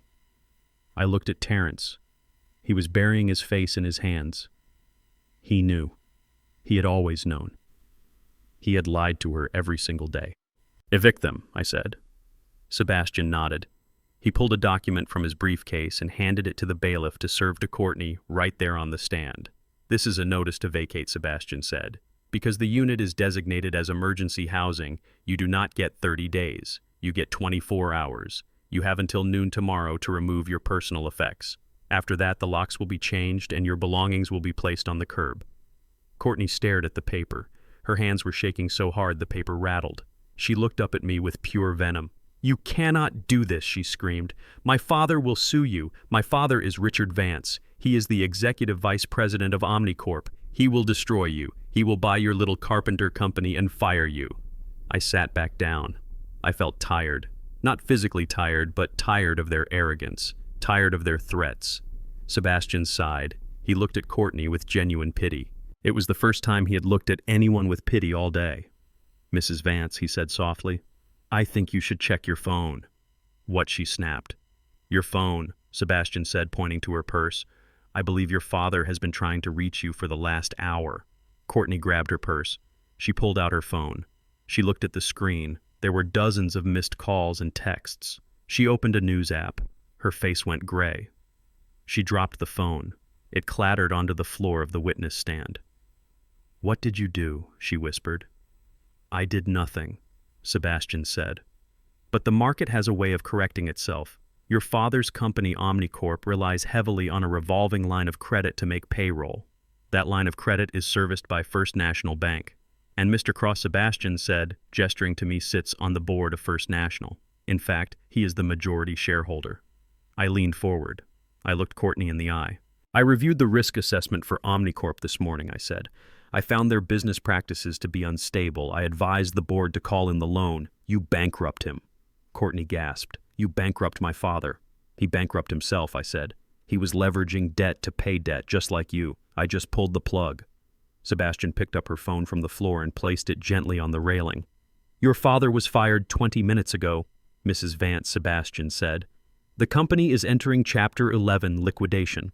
I assume his assets, including his house and his cars, will be seized by the creditors within the week, so you cannot move back in with him. Courtney looked around the room. She looked at Terrence, who was useless. She looked at Vanessa, who was unconscious or faking it. She looked at her phone, which was lighting up with messages from friends who had just seen the news. Her world had evaporated. The penthouse was gone. The family money was gone. The status was gone. She was just a girl in a white dress sitting in a chair she did not own with a husband who had lied to her and a father who was broke. She started to cry. It was not the pretty crying she did for cameras. It was ugly, guttural sobbing. It was the sound of a reality crashing down on a fantasy. I am sorry, she wailed. I am sorry, Jeremiah. I did not know. Please do not take the apartment. I have nowhere to go. I stood up. I walked to the railing. I looked down at her. You have the whole world. Courtney, I said, you are young. You are healthy. You have a degree I paid for. Go get a job. Go work in a diner. Go clean houses like my mother did. It builds character. But I am a Vance, she sobbed. I am special. You were never special, I said. You were just expensive. And I am done paying the bill. The judge cleared his throat. He looked shell-shocked. He looked at the clock. This court is in recess for 1 hour, he said, his voice shaking slightly. I need a break. He banged the gavel and practically ran out of the room. The bailiff stepped back, giving me a wide berth. The court reporter looked at me with awe. Courtney sat in the witness chair, sobbing into her hands. Terrence did not move to comfort her. He just stared at the wall, his eyes empty. I looked at Sebastian. Is that it? I asked. Sebastian shook his head. He looked at the family table. Vanessa was starting to stir. The paramedics were helping her sit up. Not quite yet, Sebastian said. The rats are cornered. Now they will start to eat each other. Watch. He was right. As soon as Vanessa opened her eyes and realized she was not dead and that her nightmare was still happening, she looked at her son. And the look in her eyes was not motherly. It was murderous. The silence in the courtroom was broken only by Courtney's sobs. But the air was charging up for the final explosion. The money was gone, the houses were gone, the lies were exposed. All that was left was the blame. And there was plenty of blame to go around. The recess was supposed to be a cooling-off period, but in the hallway outside the courtroom it looked more like a cage match between starving hyenas. I stood near the water fountain sipping from a paper cup, watching the family that had plotted my demise tear itself apart. It started with a whisper, but it escalated quickly into a scream that echoed off the marble floors. Vanessa had recovered from her fainting spell, but her dignity was still on the floor in the courtroom. She turned on Terrence, her face twisted into a mask of pure hatred. "You idiot," she hissed, shoving him hard in the chest. "You told me he was liquid. You told me the crypto was a sure thing. I leveraged everything on your advice. I stopped paying the vendors for the spa because you said we would have the house money by the end of the month." Terrence stumbled back, his gold chain clinking against his chest like a cheap wind chime. "Do not blame me," he shouted, his voice cracking. "You were the one who said he was senile. You said he did not check the mail. You said he was too busy sanding floors to notice his bank statements. You are the one who spent $10,000 on a handbag last week, Mom." Courtney stepped in, her face red and blotchy from crying. "You are both liars," she screamed. "You told me you were old money. You told me the Vance family was royalty in this city. You are nothing but grifters. I married a fraud." Vanessa spun on her and slapped her. It was a loud, wet sound. "Do not you dare talk to me like that, you little gold digger," Vanessa shrieked. "You lived in my house. You ate my food. You encouraged Terrence to buy that ridiculous car. You drove us into debt trying to keep up with your influencer friends. I watched them. I watched the people I had shared a roof with for years. I saw no love. I saw no loyalty. I saw 3 parasites who had realized the host was no longer feeding them, and now they were turning on each other to see who could survive the longest. It was pathetic. It was ugly. And it was exactly what I expected. They were not mourning the loss of our family. They were mourning the loss of their lifestyle. The bailiff came out and ordered them to keep it down or be held in contempt. They fell into a sullen silence, smoothing their clothes and fixing their hair, but the damage was done. The alliance was broken. They walked back into the courtroom separately, sitting as far apart as the table would allow. I walked back in and took my seat. Sebastian was already there, sorting through a new stack of documents. He looked at me and nodded. "Did you enjoy the show?" he asked quietly. "It was educational," I said. The judge returned to the bench looking tired. "We are back on the record. Mr. Hale, do we have any further matters regarding the financial disclosures, or can we move to the final judgment?" Sebastian stood up. "Your Honor, we have one final financial matter. It concerns a specific transaction that occurred 6 months ago involving the joint retirement savings account of Mr. and Mrs. Cross." Vanessa looked up. For the first time since the recess, she looked hopeful.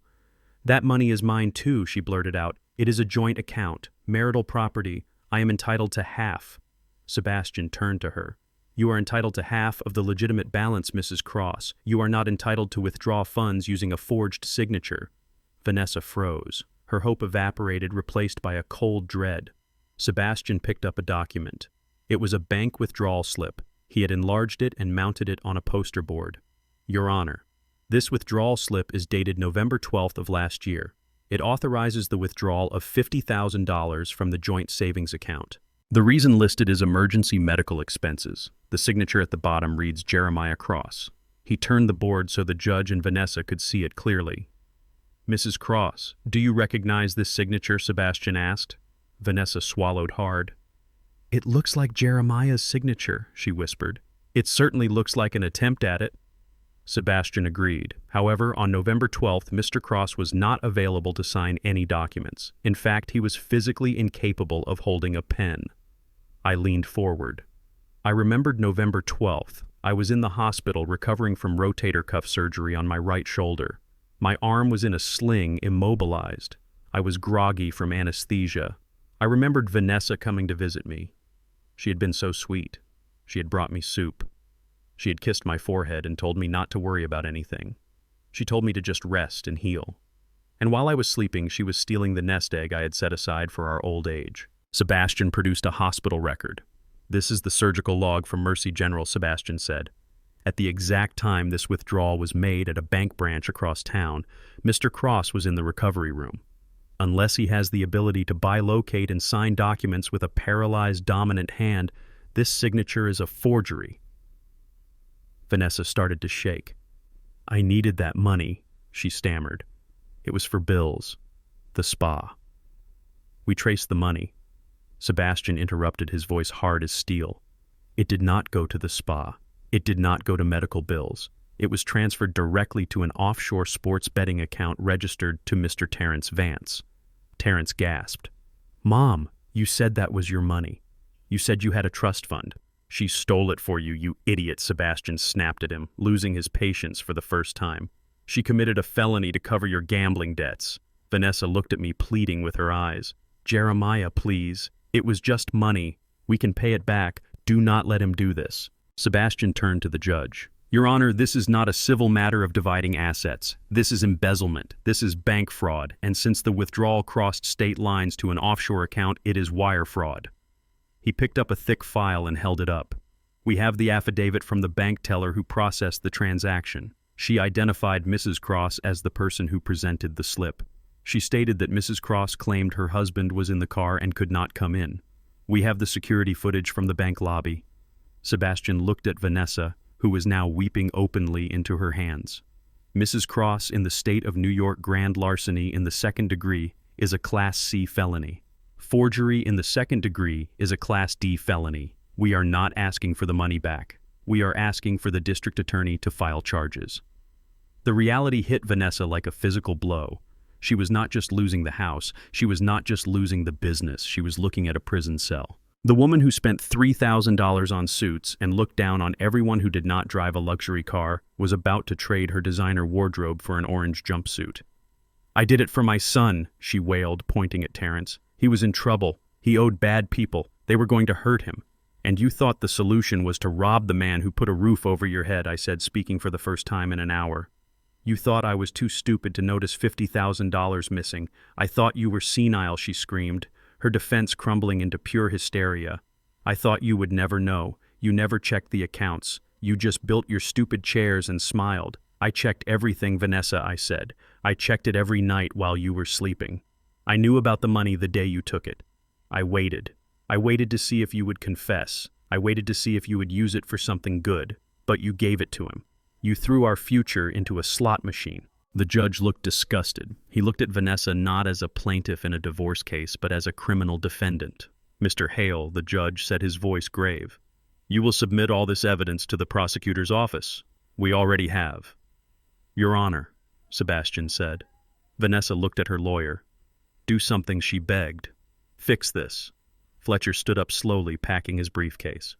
"Mrs. Cross," he said, his voice shaking, "I cannot represent you in a criminal matter. And given the evidence presented, I must advise you that I am withdrawing as your counsel effective immediately. I will not be a party to fraud." He walked out. He left her there alone. Courtney stood up. "I am leaving too," she announced. "I did not sign anything. I did not steal anything. I am divorcing Terrence. I am not going to prison for you losers." She walked out, her heels clicking on the floor, leaving her husband and her mother-in-law to drown in the wreckage they had created. Terrence looked at his mother. "You ruined me," he whispered. Vanessa looked at me. "Jeremiah, help me. Please. I am your wife." I stood up. I buttoned my denim jacket. I looked at the woman who had planned to lock me away in a nursing home. I looked at the woman who had forged my name while I lay helpless in a hospital bed. "You were my wife," I said. "Now you are just a defendant." Sebastian closed the final file. "We are done here, Mr. Chairman," he said. We walked out of the courtroom, leaving Vanessa sobbing at the table alone, waiting for the bailiffs to come. The air outside was fresh and clean. It smelled of rain and freedom. I took a deep breath. It was over, but I still had one last piece of business to attend to: the house, and the final goodbye. The courtroom air was stale and recycled, but to me it smelled like victory. We had returned from a brief recess during which my wife had frantically tried to dry her hair in the court bathroom using paper towels. Her power suit was wrinkled and her eyes were darting around the room like a trapped animal looking for an exit that did not exist. She sat at the plaintiff table, gripping a bottle of water, her knuckles white. Terrence was slumped beside her, staring at the floor, his earlier arrogance replaced by the hollow look of a man who realized his golden chariot was actually a pumpkin. Courtney was chewing a fingernail, her eyes fixed on Sebastian Hale, who stood in the center of the room like a statue of justice carved from ice. The judge banged his gavel, and the sound echoed like a gunshot. "We are back on the record. Mr. Hale, you indicated you had further questions regarding the financial status of the plaintiff, Mrs. Vanessa Cross." Sebastian nodded. He did not look at the judge. He looked directly at Vanessa. He walked toward the witness stand with the slow, predatory grace of a panther stalking a wounded deer. "Mrs. Cross, please take the stand." Vanessa stood up. Her legs were shaking. She walked to the stand and sat down. She tried to project confidence. She tried to lift her chin, but her eyes betrayed her terror. She was terrified not because she was innocent, but because she was guilty of the worst crime a person like her can commit, which is underestimating her opponent. Mrs. Cross, Sebastian began, his voice smooth and conversational. "You stated in your opening declaration that you are a self-made woman. You stated that your business, Serenity Spa, is a highly profitable enterprise that you built from the ground up without any assistance from my client. Is that correct?" Vanessa cleared her throat. "Yes," she said, her voice raspy. "I am a businesswoman. I built that spa with my own blood and sweat." Jeremiah never lifted a finger to help me. He was too busy playing with his wood scraps in the garage. "I am the provider in this family. I bring in $15,000 a month. That is why I need the house. I need to maintain my lifestyle." Sebastian smiled. It was a cold, terrifying smile. $15,000 a month. Impressive. "And tell me, Mrs. Cross, what is your overhead? Specifically, your rent." Serenity Spa is located in the Prime District on 5th Avenue. That is the most expensive commercial real estate in the city. What is your monthly lease payment? Vanessa hesitated. She shifted in her seat. "Well, I have a very favorable lease agreement. I negotiated it myself 10 years ago. The landlord saw my potential. He gave me a break." "A break," Sebastian repeated. He walked back to our table and picked up a blue folder. He opened it slowly, letting the suspense build. "Mrs. Cross, according to the financial disclosures you submitted to the court, your monthly rent payment is $0. You list it as a promotional waiver." "That is correct," Vanessa said, gaining a little confidence. "It is a long-term promotion. I am a very good negotiator." Sebastian laughed. It was a short, sharp sound that made everyone in the room flinch. "You are not a good negotiator, Mrs. Cross. You are a charity case." "Objection!" Fletcher shouted from his table, though he looked like he wanted to crawl under it. "Argumentative." "Sustained," the judge said, but he was leaning forward, his eyes glued to Sebastian. "Watch your tone, Mr. Hale." "My apologies." "Your Honor," Sebastian said. He turned back to Vanessa. "Let us look at who exactly gave you this generous promotion. You leased the property from a holding company called Citigroup Commercial LLC. Is that correct?" "Yes," Vanessa said. "A big company. Faceless corporate people. They like my brand." Sebastian signaled to his assistant. The large screen in the courtroom flickered to life again. A complex corporate structure chart appeared. At the bottom was Serenity Spa. Above it was the building address. Above that was Citigroup Commercial LLC. "And who owns Citigroup Commercial LLC?" Sebastian asked. "I do not know," Vanessa snapped. "Some investment bank." "What does this have to do with the divorce?" "It has everything to do with the divorce," Sebastian said. "Because if you look at the top of the chart, you will see the sole shareholder of Citigroup Commercial LLC. Vanessa turned her head. She looked at the screen. She squinted. Then her eyes went wide. Her mouth opened, but no sound came out. At the top of the chart in bold black letters was a name she knew very well. Jeremiah Cross. I watched her face crumble. It was like watching a building implode in slow motion. The denial, the shock, the horror. "That is impossible," she whispered. "Jeremiah is a carpenter. He fixes chairs. Jeremiah is a silent investor." Sebastian corrected, his voice thundering through the quiet room. "He bought that building 15 years ago. 2 months before he married you. He created Citigroup to manage his commercial assets. When you said you wanted to open a spa, he did not just encourage you. He instructed his property managers to give you the prime corner suite rent-free. He told them to label it a promotional waiver so you would not feel indebted to him. He wanted you to feel independent. He wanted you to feel successful." I leaned back in my chair. I remembered that day. I remembered how happy she was when she came home and told me she had tricked the corporate idiots into giving her a free lease. I had just smiled and cooked her dinner. I let her think she was a genius because I loved her.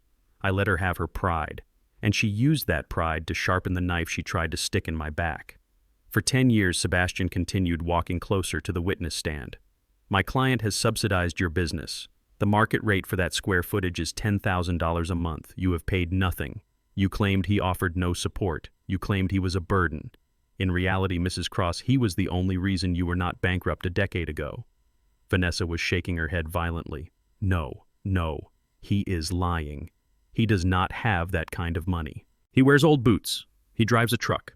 He wears old boots because he likes them, Sebastian said, and he drives a truck because he builds things. Unlike you who only consumes things. You looked at the surface and you missed the ocean beneath. Fletcher stood up. Your Honor, this is irrelevant. My client did not know. This is entrapment. It is not entrapment, Sebastian snapped. It is gratitude, or rather the lack of it. And now we come to the consequences. Sebastian pulled a document from the blue folder. It was a thick document with a red seal on the front. Mrs. Cross, the lease agreement you signed with Citigroup contained a specific clause, Clause 4A, the friends and family provision. It states that the rent waiver is conditional upon your continued legal relationship with the majority shareholder. It states that in the event of a dissolution of marriage or a filing for divorce, the waiver is retroactively voided. The room went so quiet you could hear the air conditioning hum. Vanessa stopped breathing. I saw the blood drain from her face, leaving her looking gray and old. Retroactively, she whispered. What does that mean? It means, Sebastian said, his voice devoid of mercy, that since you filed for divorce this morning, you have triggered Clause 4A. You are now liable for all back rent for the duration of the lease. He turned the document around and showed it to her. He pointed to a figure at the bottom of the page. It was a number with a lot of zeros.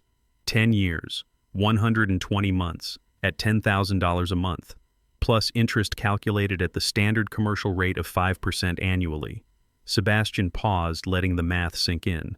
You owe Citigroup Commercial LLC $1,200,000. Mrs. Cross, and as the chairman of Citigroup, Mr. Cross has authorized me to serve you with this demand for immediate payment. He slapped the paper onto the ledge of the witness stand. Payable within 30 days, Sebastian said. Or we seize the business, we seize the equipment, we seize your personal assets, we seize everything down to the towels and the cucumber water. Vanessa made a sound like a dying bird. She gripped the railing of the witness stand. Her eyes rolled back in her head. She swayed, then she collapsed. She slid down the side of the stand and hit the floor in a heap of expensive fabric and broken dreams. Mom Terrence shouted, jumping up from his seat. The bailiff rushed forward. The judge stood up. Call a medic, someone shouted. I did not stand up. I sat there and watched. I watched Terrence run to his mother, not because he loved her, but because she was his bank account, and his bank account had just crashed. I watched Courtney staring at me, her eyes wide with a mixture of terror and calculation, realizing that she had bet on the wrong horse. I looked at Sebastian. He was standing over Vanessa, not with concern, but with the impassive gaze of a man who had simply delivered a bill that was overdue.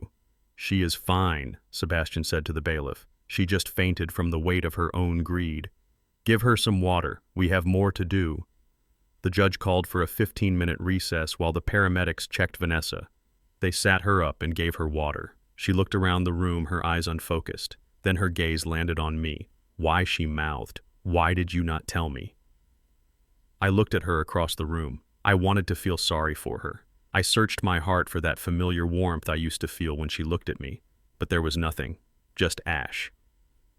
I did not tell you, Vanessa, I thought, because I wanted to be loved for who I was, not for what I owned. And you proved every single day that you were incapable of that kind of love. You fell in love with a mask and you tried to kill the man underneath. Now the mask is off. The paramedics helped Vanessa back to her chair. She refused to leave the courtroom. She knew if she left it was over. She had to stay. She had to fight. But she had no ammunition left. Sebastian walked back to my table. He sat down and adjusted his cuffs. That went well, he whispered to me. Is it over? I asked. Sebastian looked at Courtney. She was whispering frantically to Terrence, pointing at me. She looked angry now. The shock had worn off, and the entitlement was kicking back in. Not yet, Sebastian said. We have taken the queen, but we still need to clear the board. The stepson and the daughter-in-law still think they have a roof over their heads. They still think they are clever. He opened the third file. It was green. "Let us talk about the penthouse," he said. I nodded. "Yes. Let us talk about the penthouse. The one Terrence claimed he bought with his crypto genius. The one Courtney bragged about on Instagram every day. The one that was actually a unit in my affordable housing initiative that I let them occupy off the books." The judge returned to the bench. "We are back on the record. Mrs. Cross, are you able to continue?" Vanessa nodded weakly. She looked small now. Defeated. "Good," the judge said. "Mr. Hale, proceed." Sebastian stood up. He turned his back on Vanessa and looked directly at the gallery where Courtney was sitting. "Your Honor, I would like to call a hostile witness. Mrs. Courtney Vance." Courtney froze. "Me," she squeaked. "I am not on trial." "You are today," Sebastian said. "Please take the stand. We need to discuss your living arrangements and your husband's imaginary fortune." The courtroom was silent, but it was the silence of a tomb after the lid has been sealed. Vanessa sat at the plaintiff's table, her face streaked with mascara, her hands trembling uncontrollably. The reality of the prison sentence was settling in like a heavy fog, but survival instinct is a powerful thing. She looked around the room, her eyes landing on the one thing she thought she still had left, the house, the Victorian mansion on Elm Street. She had lost the spa. She had lost the savings. She had lost her dignity, but she still believed she had a roof over her head. She stood up slowly, her legs wobbling, and turned toward me.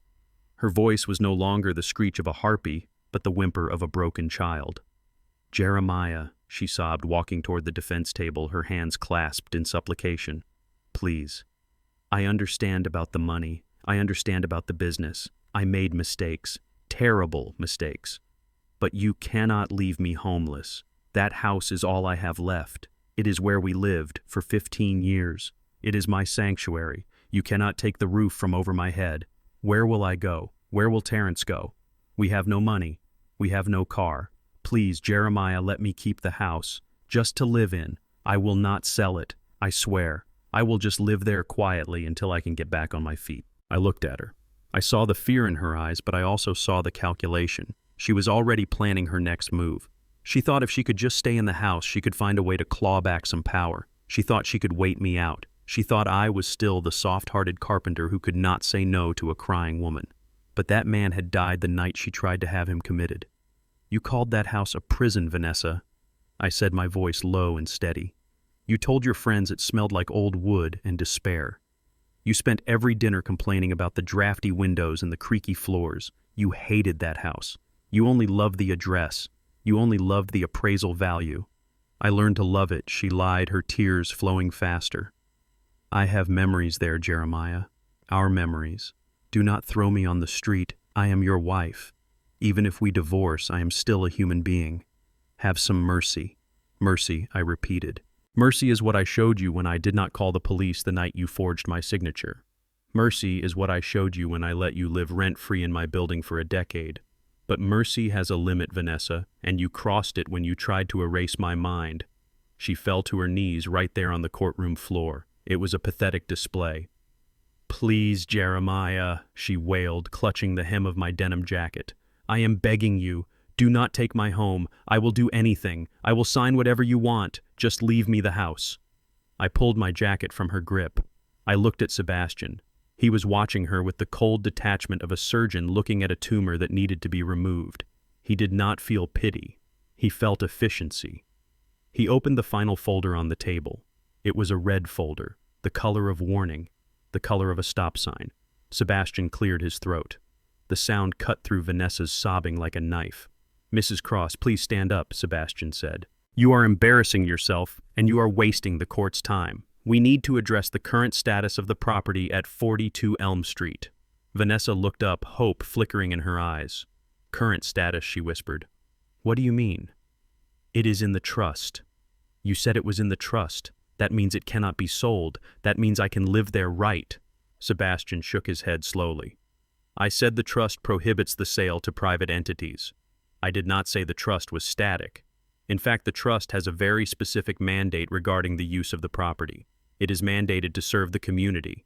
He pulled a document from the folder. It was a deed of transfer. It was dated 1 month ago. Mr. Cross has always been a man of charity, Sebastian explained to the courtroom. He believes that wealth should lift people up. After the incident at the birthday party where his own family treated him like a servant, Mr. Cross decided that the house on Elm Street was no longer a home. It had become a monument to greed. So he took action. Sebastian held the document up. On the 1st of this month, the Cross Heritage Trust officially transferred the usage rights of the property to the St. Jude Foundation for Underprivileged Children. Vanessa gasped. A foundation, she stammered. Yes, Sebastian continued.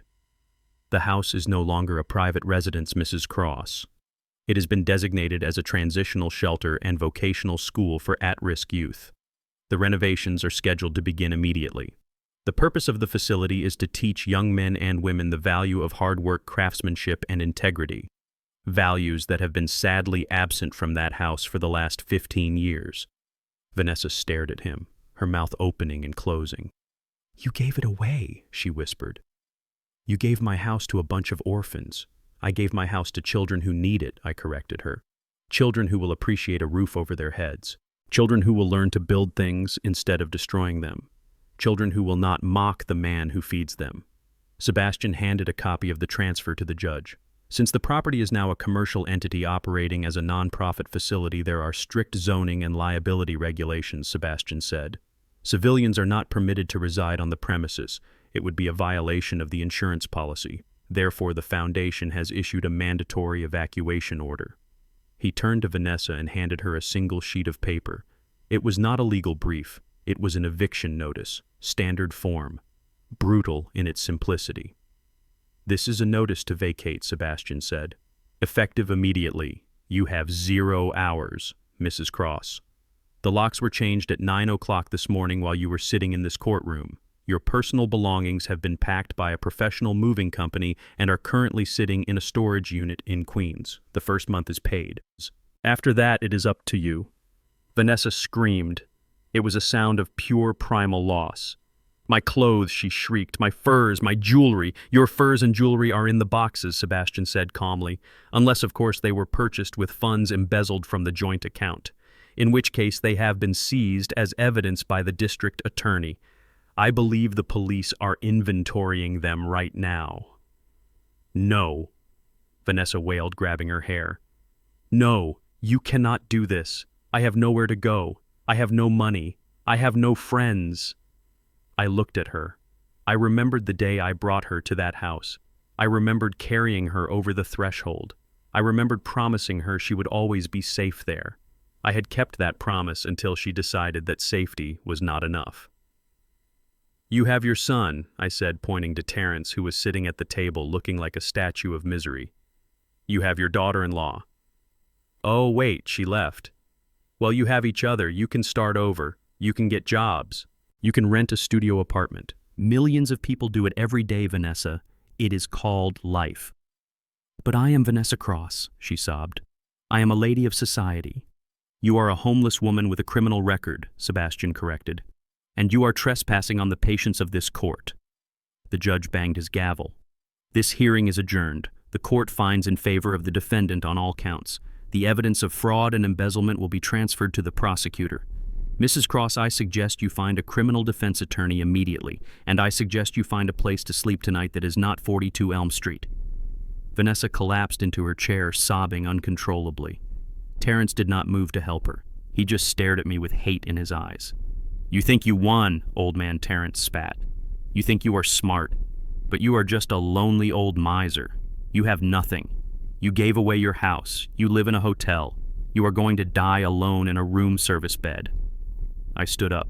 I buttoned my jacket. I picked up my hat. I looked at Terrence. I looked at the boy I tried to raise as a son, the boy who threw a plate of ribs at me because I would not fund his delusions. I do not live in a hotel, Terrence, I said quietly, and I am not alone. Sebastian smiled. He closed his briefcase. Mr. Cross brings up a good point, Sebastian said, addressing the room one last time. Since the Victorian house is now a charity, Mr. Cross needed a new primary residence. He felt that the city was becoming too cramped, too toxic. So he decided to move to the country. He projected one last image onto the screen. It was an aerial photograph. It showed a sprawling estate, green rolling hills, A massive lake shimmering in the sun. A main house that looked like a lodge made of stone and timber. Stables, barns, orchards. It was magnificent. Vanessa looked up through her tears. She recognized the landscape. That is the dirt patch, she whispered. The swampland you bought 5 years ago. You told me it was worthless. You told me it was just for hunting. I told you it was undeveloped, Vanessa, I said. I never said it was worthless. I spent the last 5 years developing it. While you were at the spa, I was meeting with architects. While you were shopping, I was planting trees. While you were laughing at my boots, I was building a legacy. It is a 500-acre sustainable eco-resort and private estate, Sebastian explained. It is fully off-grid. It has its own solar farm, organic gardens, and the main residence is 10,000 square feet of custom craftsmanship.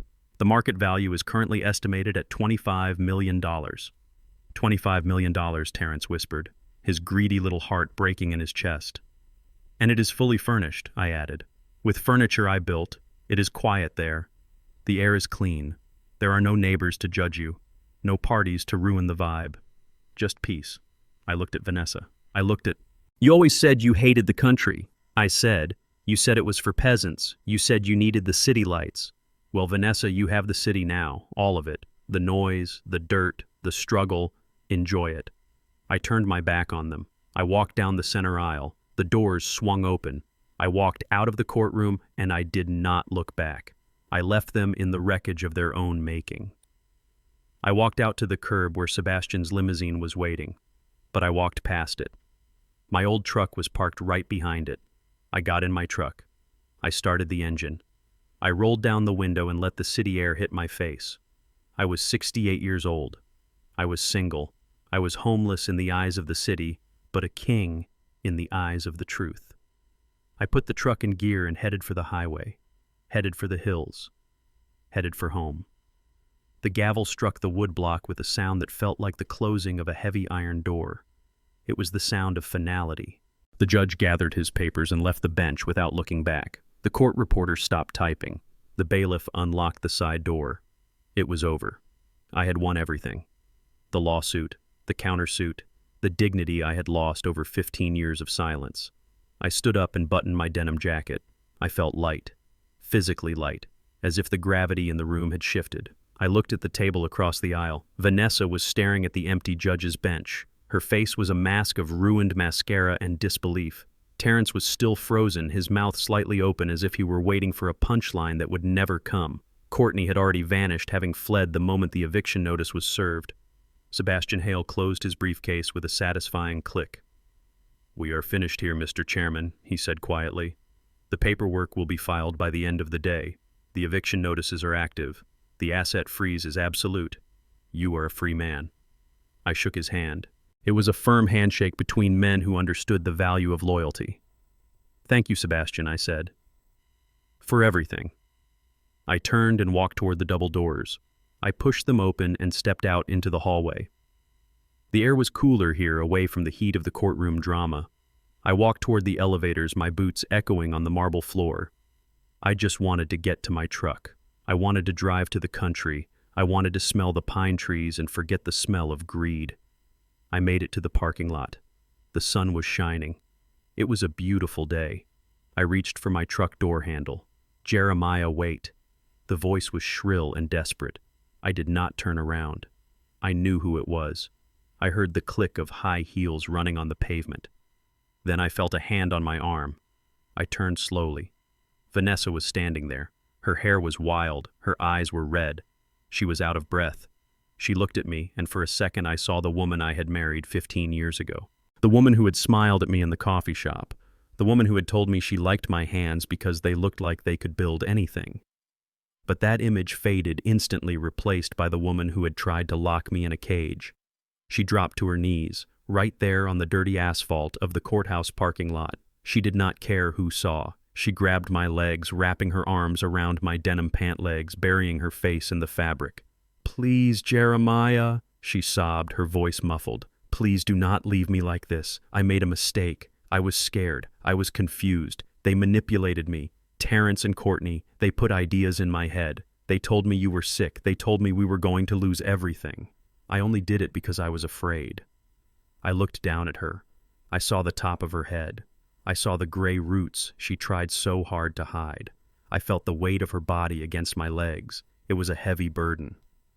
"Get up, Vanessa," I said. "You are ruining your suit. And you do not have money for the dry cleaner anymore." She looked up at me, tears streaming down her face. "I do not care about the suit," she cried. "I care about us. I care about you. We have been together for 15 years. You cannot just throw that away. You are a good man, Jeremiah. You are a Christian man. You believe in forgiveness." "I do believe in forgiveness," I said. "But forgiveness does not mean I have to let the snake back into my bed." She tightened her grip. "I will change," she promised. "I will work. I will help you on the farm." I always liked the idea of the country. We can start over. Just you and me. We can let the kids figure out their own lives. I choose you, Jeremiah. I choose you. I looked at her pleading eyes. I looked at the desperation etched into every line of her face. And I felt a cold clarity wash over me. She was not choosing me. She was choosing survival. She had seen the aerial photo of the $25 million estate. She had seen the power I commanded in that courtroom. She was not in love with the carpenter. She was in love with the billionaire she had just discovered. I reached down and peeled her hands off my legs. Her grip was strong, fueled by panic, but my hands were stronger, fueled by a lifetime of hard labor. I stood back, creating a distance between us that could never be crossed again. "You do not choose me, Vanessa," I said, my voice flat and hard. "You choose the safety I provide. You choose the money you think I have." I looked her in the eye. "You mocked me for being poor," I said. "You spat on my work clothes. You apologized to your friends for my existence. You told the judge I was insane because I did not buy you a Mercedes, and now that you know I own the dealership, suddenly you want to ride in the passenger seat. It is not like that," she wailed, reaching for me again. "I love you." "No," I said, stopping her with a raised hand. "You loved the wallet, Vanessa. When you thought the wallet was empty, you tried to throw it in the trash. You tried to burn it. Now that you know the wallet is full, you want to put it back in your pocket. But this wallet is closed. It is closed forever." I turned back to my truck. "But I am your wife," she screamed, her voice breaking. "You were my wife," I said, opening the door. "Now you are just a stranger who owes my company $1 million. Good luck, Vanessa." I climbed into the cab of the truck. I started the engine. I did not look at her again. I put the truck in gear and pulled away, leaving her kneeling on the pavement, screaming at the exhaust fumes. I drove toward the exit of the parking lot. I saw Terrence standing near the gate. He was leaning against a concrete pillar, smoking a cigarette, his hands shaking. He looked like a man who had just survived a plane crash only to realize he was stranded on a desert island. He saw my truck approaching. He stood up straight. He looked at me with a mixture of hate and fear. I stopped the truck. I rolled down the window. "You think you are big man, do you?" Terrence spat, flicking his cigarette at my tire. "You think you destroyed me? I will bounce back. I am an entrepreneur. I will find a new investor. I will be richer than you in a year." I looked at him. I looked at the boy I had tried to guide, the boy who had stolen my watch, the boy who had thrown a plate of food at me. "You are not an entrepreneur, Terrence," I said. "You are a criminal. And criminals do not get investors. They get sentences." Before he could answer, a siren wailed behind us. 2 police cruisers pulled into the lot, blocking the exit. They screeched to a halt in front of Terrence. 4 officers jumped out, guns drawn. "Terrence Vance," one officer shouted. "Hands in the air, now!" Terrence froze. "What?" he stammered. "What is this? You are under arrest for wire fraud, identity theft, and grand larceny," the officer shouted, advancing on him. "We received a file this morning from the legal team of Mr. Jeremiah Cross. We have evidence of offshore transfers made with stolen funds. We have evidence of credit applications made under false pretenses." Terrence looked at me. His eyes were wide with terror. "You did this," he whispered. "You called them." "I did not call them, Terrence," I said calmly. "My lawyer did. It is called justice. It is the one thing you cannot buy with stolen money." The officers grabbed him. They spun him around and slammed him against the concrete pillar. I heard the click of the handcuffs. I heard him reading him his rights. I heard him crying, screaming for his mother. But his mother was still on her knees on the other side of the lot weeping for her lost fortune. She could not hear him. And even if she could not help him. I looked past the police cars. I saw a figure standing on the sidewalk outside the courthouse gates. It was Courtney. She was holding her phone to her ear, screaming into it. She was stomping her foot. She looked like a child who had been told she could not have ice cream. I watched as she pulled the phone away from her ear and stared at it. She had been hung up on. I saw her shoulders slump. I saw her look around the busy street, realizing for the first time that she was alone. Her family had disowned her. Her husband was in handcuffs. Her meal ticket had just driven away. She sat down on the curb, her white dress dragging in the gutter dirt. She put her head in her hands. I rolled up my window. The sounds of the sirens and the screaming faded into a dull hum. I was inside my truck, my sanctuary. The smell of old leather and coffee filled the cab. I looked at the road ahead. It was wide open. The city skyline was behind me. The skyscrapers I owned, the buildings I had built, the life I had lived in the shadows, it was all in the rearview mirror. I drove. I drove past the city limits. I drove past the suburbs where people lived in houses they could not afford, trying to impress people they did not like. I drove until the concrete turned to asphalt and the asphalt turned to gravel. I drove to the iron gates of my estate. I punched in the code. The gates swung open. I drove up the winding path lined with oak trees. I saw the lake shimmering in the distance. I saw the main house rising from the hill built of stone and timber, solid and true. I parked the truck. I got out. The silence was absolute. No sirens, no screaming, no lies, just the wind in the trees and the sound of birds. I walked to the edge of the lake. I took a deep breath. I was 68 years old. I was alone. But for the first time in 15 years, I was not lonely. I was home. 6 months later, I sat on the dock of my lake fishing pole in hand. The sun was setting, painting the water in shades of gold and fire. I heard a car approach on the gravel drive. I did not turn around. I knew who it was. Jeremiah, a voice called out. I smiled. Sebastian Hale walked down the dock carrying a bottle of wine and 2 glasses. He looked relaxed. He was not wearing a tie. I thought you might be thirsty, Sebastian said, sitting down next to me. Always, I said. He poured the wine. It was a vintage Cabernet. Expensive, smooth. How is the quiet life treating you? Sebastian asked, looking out over the water. It is peaceful, I said. And you? How is the city? Noisy, Sebastian said. But profitable. By the way, I have an update on your friends. I took a sip of wine. Tell me. Terrence took a plea deal, Sebastian said. 5 years in federal prison. He is working in the laundry. He says it is hard work. I told his lawyer that it builds character. I chuckled. And Courtney. She moved back to Ohio, Sebastian said. She is working as a receptionist at a dental office. She lives in a studio apartment. She posts a lot of inspirational quotes on social media about humble beginnings. And Vanessa, I asked, looking at the bobber floating on the water. Sebastian paused. He took a sip of wine. I saw her last week, he said. I was inspecting the new management at the spa building. We evicted the previous tenant, obviously. We leased the space to a new wellness chain. And she is working there, Sebastian said. She is on the cleaning crew. She mops the floors. She changes the towels. She scrubs the toilets. I watched the ripples in the water. The woman who had looked down on me for having dirty hands was now cleaning up after other people. The woman who had demanded $1 million was now working for minimum wage in the building she used to pretend she owned. She saw me, Sebastian added. She tried to hide. She ran into the supply closet, but I saw her. She looks tired. She is tired, I said. Hate is heavy. Greed is heavy. Carrying that around for a lifetime wears you down. Sebastian nodded. He clinked his glass against mine. To freedom, Mr. Chairman, he said. To freedom, I replied. We sat there as the sun went down, drinking wine and watching the water.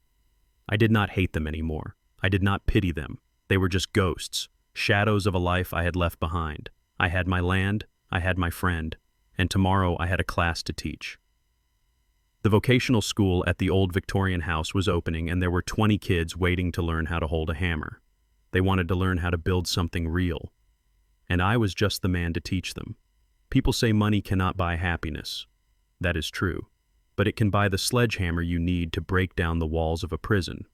And sometimes that is the same thing. 6 months later, I sat on the dock of my lake fishing pole in hand. The sun was setting, painting the water in shades of gold and fire. The air was cool and smelled of pine needles and damp earth. It was a silence so profound you could hear the blood rushing in your own ears. It was the kind of silence I had craved for 15 years while living in a house filled with the noise of ungrateful people. I heard the crunch of tires on gravel. I did not turn around. I knew the sound of that engine. It was a vintage Jaguar. There was only one person who would drive a car like that up a dirt road to see an old carpenter. "Jeremiah," a voice called out. I smiled. Sebastian Hale walked down the wooden dock. He was carrying a bottle of wine and 2 crystal glasses. He looked relaxed. For the first time since I had known him, he was not wearing a tie. His collar was unbuttoned, and he looked like a man who had finally decided to take a breath. "I thought you might be thirsty," Sebastian said, sitting down next to me on the weathered wood.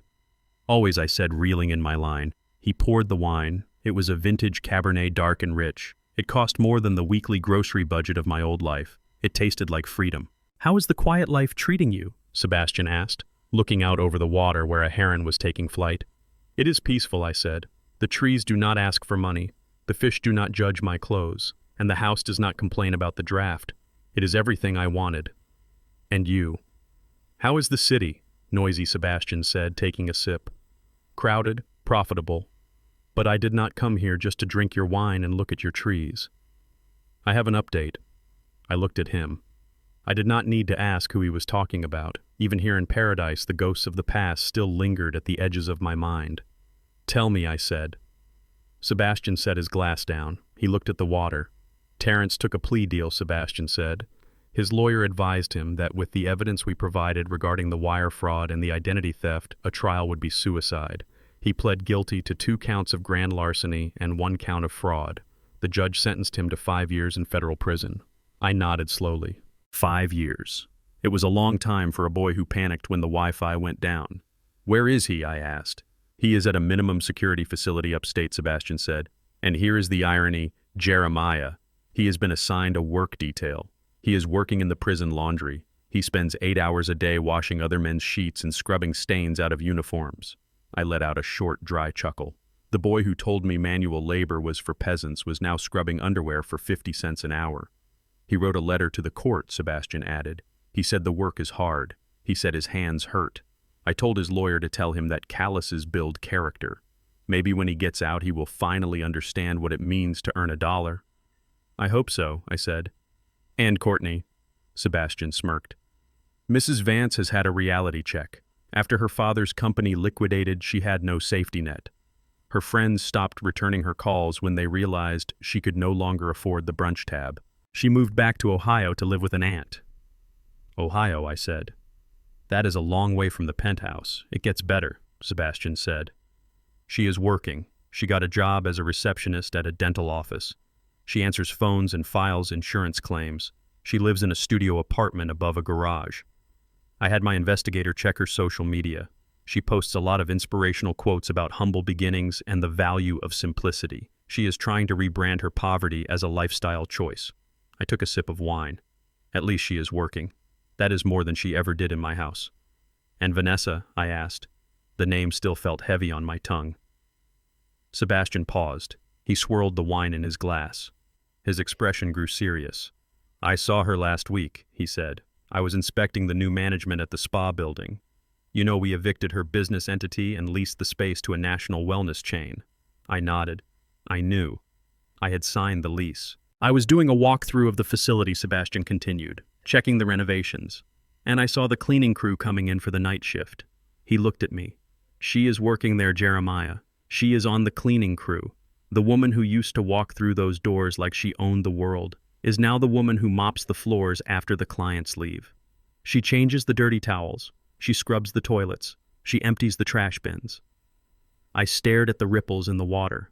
I tried to imagine Vanessa on her knees scrubbing a floor. I tried to imagine her manicured hands wringing out a mop. "Did she see you?" I asked.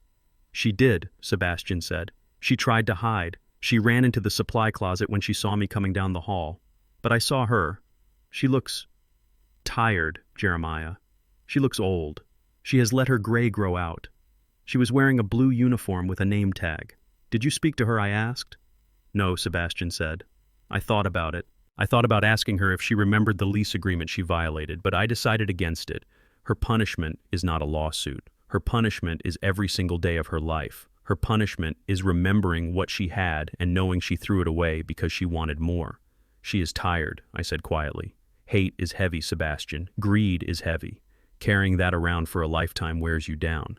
She wanted a life of leisure. Now she has a life of labor. It is a cruel balance, but it is balanced. Sebastian nodded. He clinked his glass against mine. To freedom, Mr. Chairman, he said. To freedom, I replied. We sat there as the sun went down. The sky turned purple and the first stars began to appear. I thought about the 3 people who had tried to destroy me. I did not hate them anymore. I did not pity them. They were just lessons. They were reminders that trust must be earned and that character is revealed not in how we treat our superiors, but in how we treat those we think are beneath us. They were ghosts now, shadows of a life I had left behind in the city. I drained my glass. I stood up. My knees creaked, but I felt strong. You should stay for dinner, I said to Sebastian. I caught a base this morning, and I have a garden full of vegetables. I would love to, Sebastian said, standing up, but you have a big day tomorrow. I smiled. I do. Tomorrow was not just another day of retirement. Tomorrow was the beginning of something new. The next morning I woke up before dawn. I drank my coffee on the porch, watching the mist rise off the hills. I put on my work boots. I put on my denim jacket. I drove my truck down the gravel road to the main highway and headed back toward the town. I pulled up to the old Victorian house on Elm Street. It looked different now. There was a new sign out front. The Cross Vocational School for Youth. The windows were open. I could hear voices inside. I parked the truck and walked up the steps. The front door was open. I walked into the hallway where I had once placed my keys and walked away from my marriage. Now the hallway was filled with lockers. The dining room where Terrence had thrown a plate at me was now a classroom filled with drafting tables. I walked through to the back of the house to the large workshop I had added years ago. 20 young men and women were waiting there. They were wearing safety glasses and aprons. They were holding hammers and saws. They looked at me as I walked in. They did not look at me with contempt. They did not look at me like a servant. They looked at me with expectation. They looked at me like a teacher. Good morning, I said. My voice echoed off the rafters. Good morning, Mr. Cross, they chorused. I walked to the workbench. I picked up a piece of rough oak. I held it up. This is just a piece of wood, I said. It is rough. It is unfinished. It has knots and flaws. Some people would look at this and see firewood. Some people would look at this and see trash. I looked at the faces of the students. Some of them came from foster homes. Some of them had records. Some of them had been told their whole lives that they were nothing, just like I had been told. But a carpenter does not see trash, I continued. A carpenter sees potential. A carpenter sees what is inside. If you have the patience, and if you have the skill, and if you are willing to work until your hands bleed, you can turn this rough piece of wood into something strong, something beautiful, something that will last 100 years. I picked up a plane. I ran it along the wood, shaving off a long curl of timber. The smell of fresh oak filled the room. It was the best smell in the world. We are going to build things here, I said.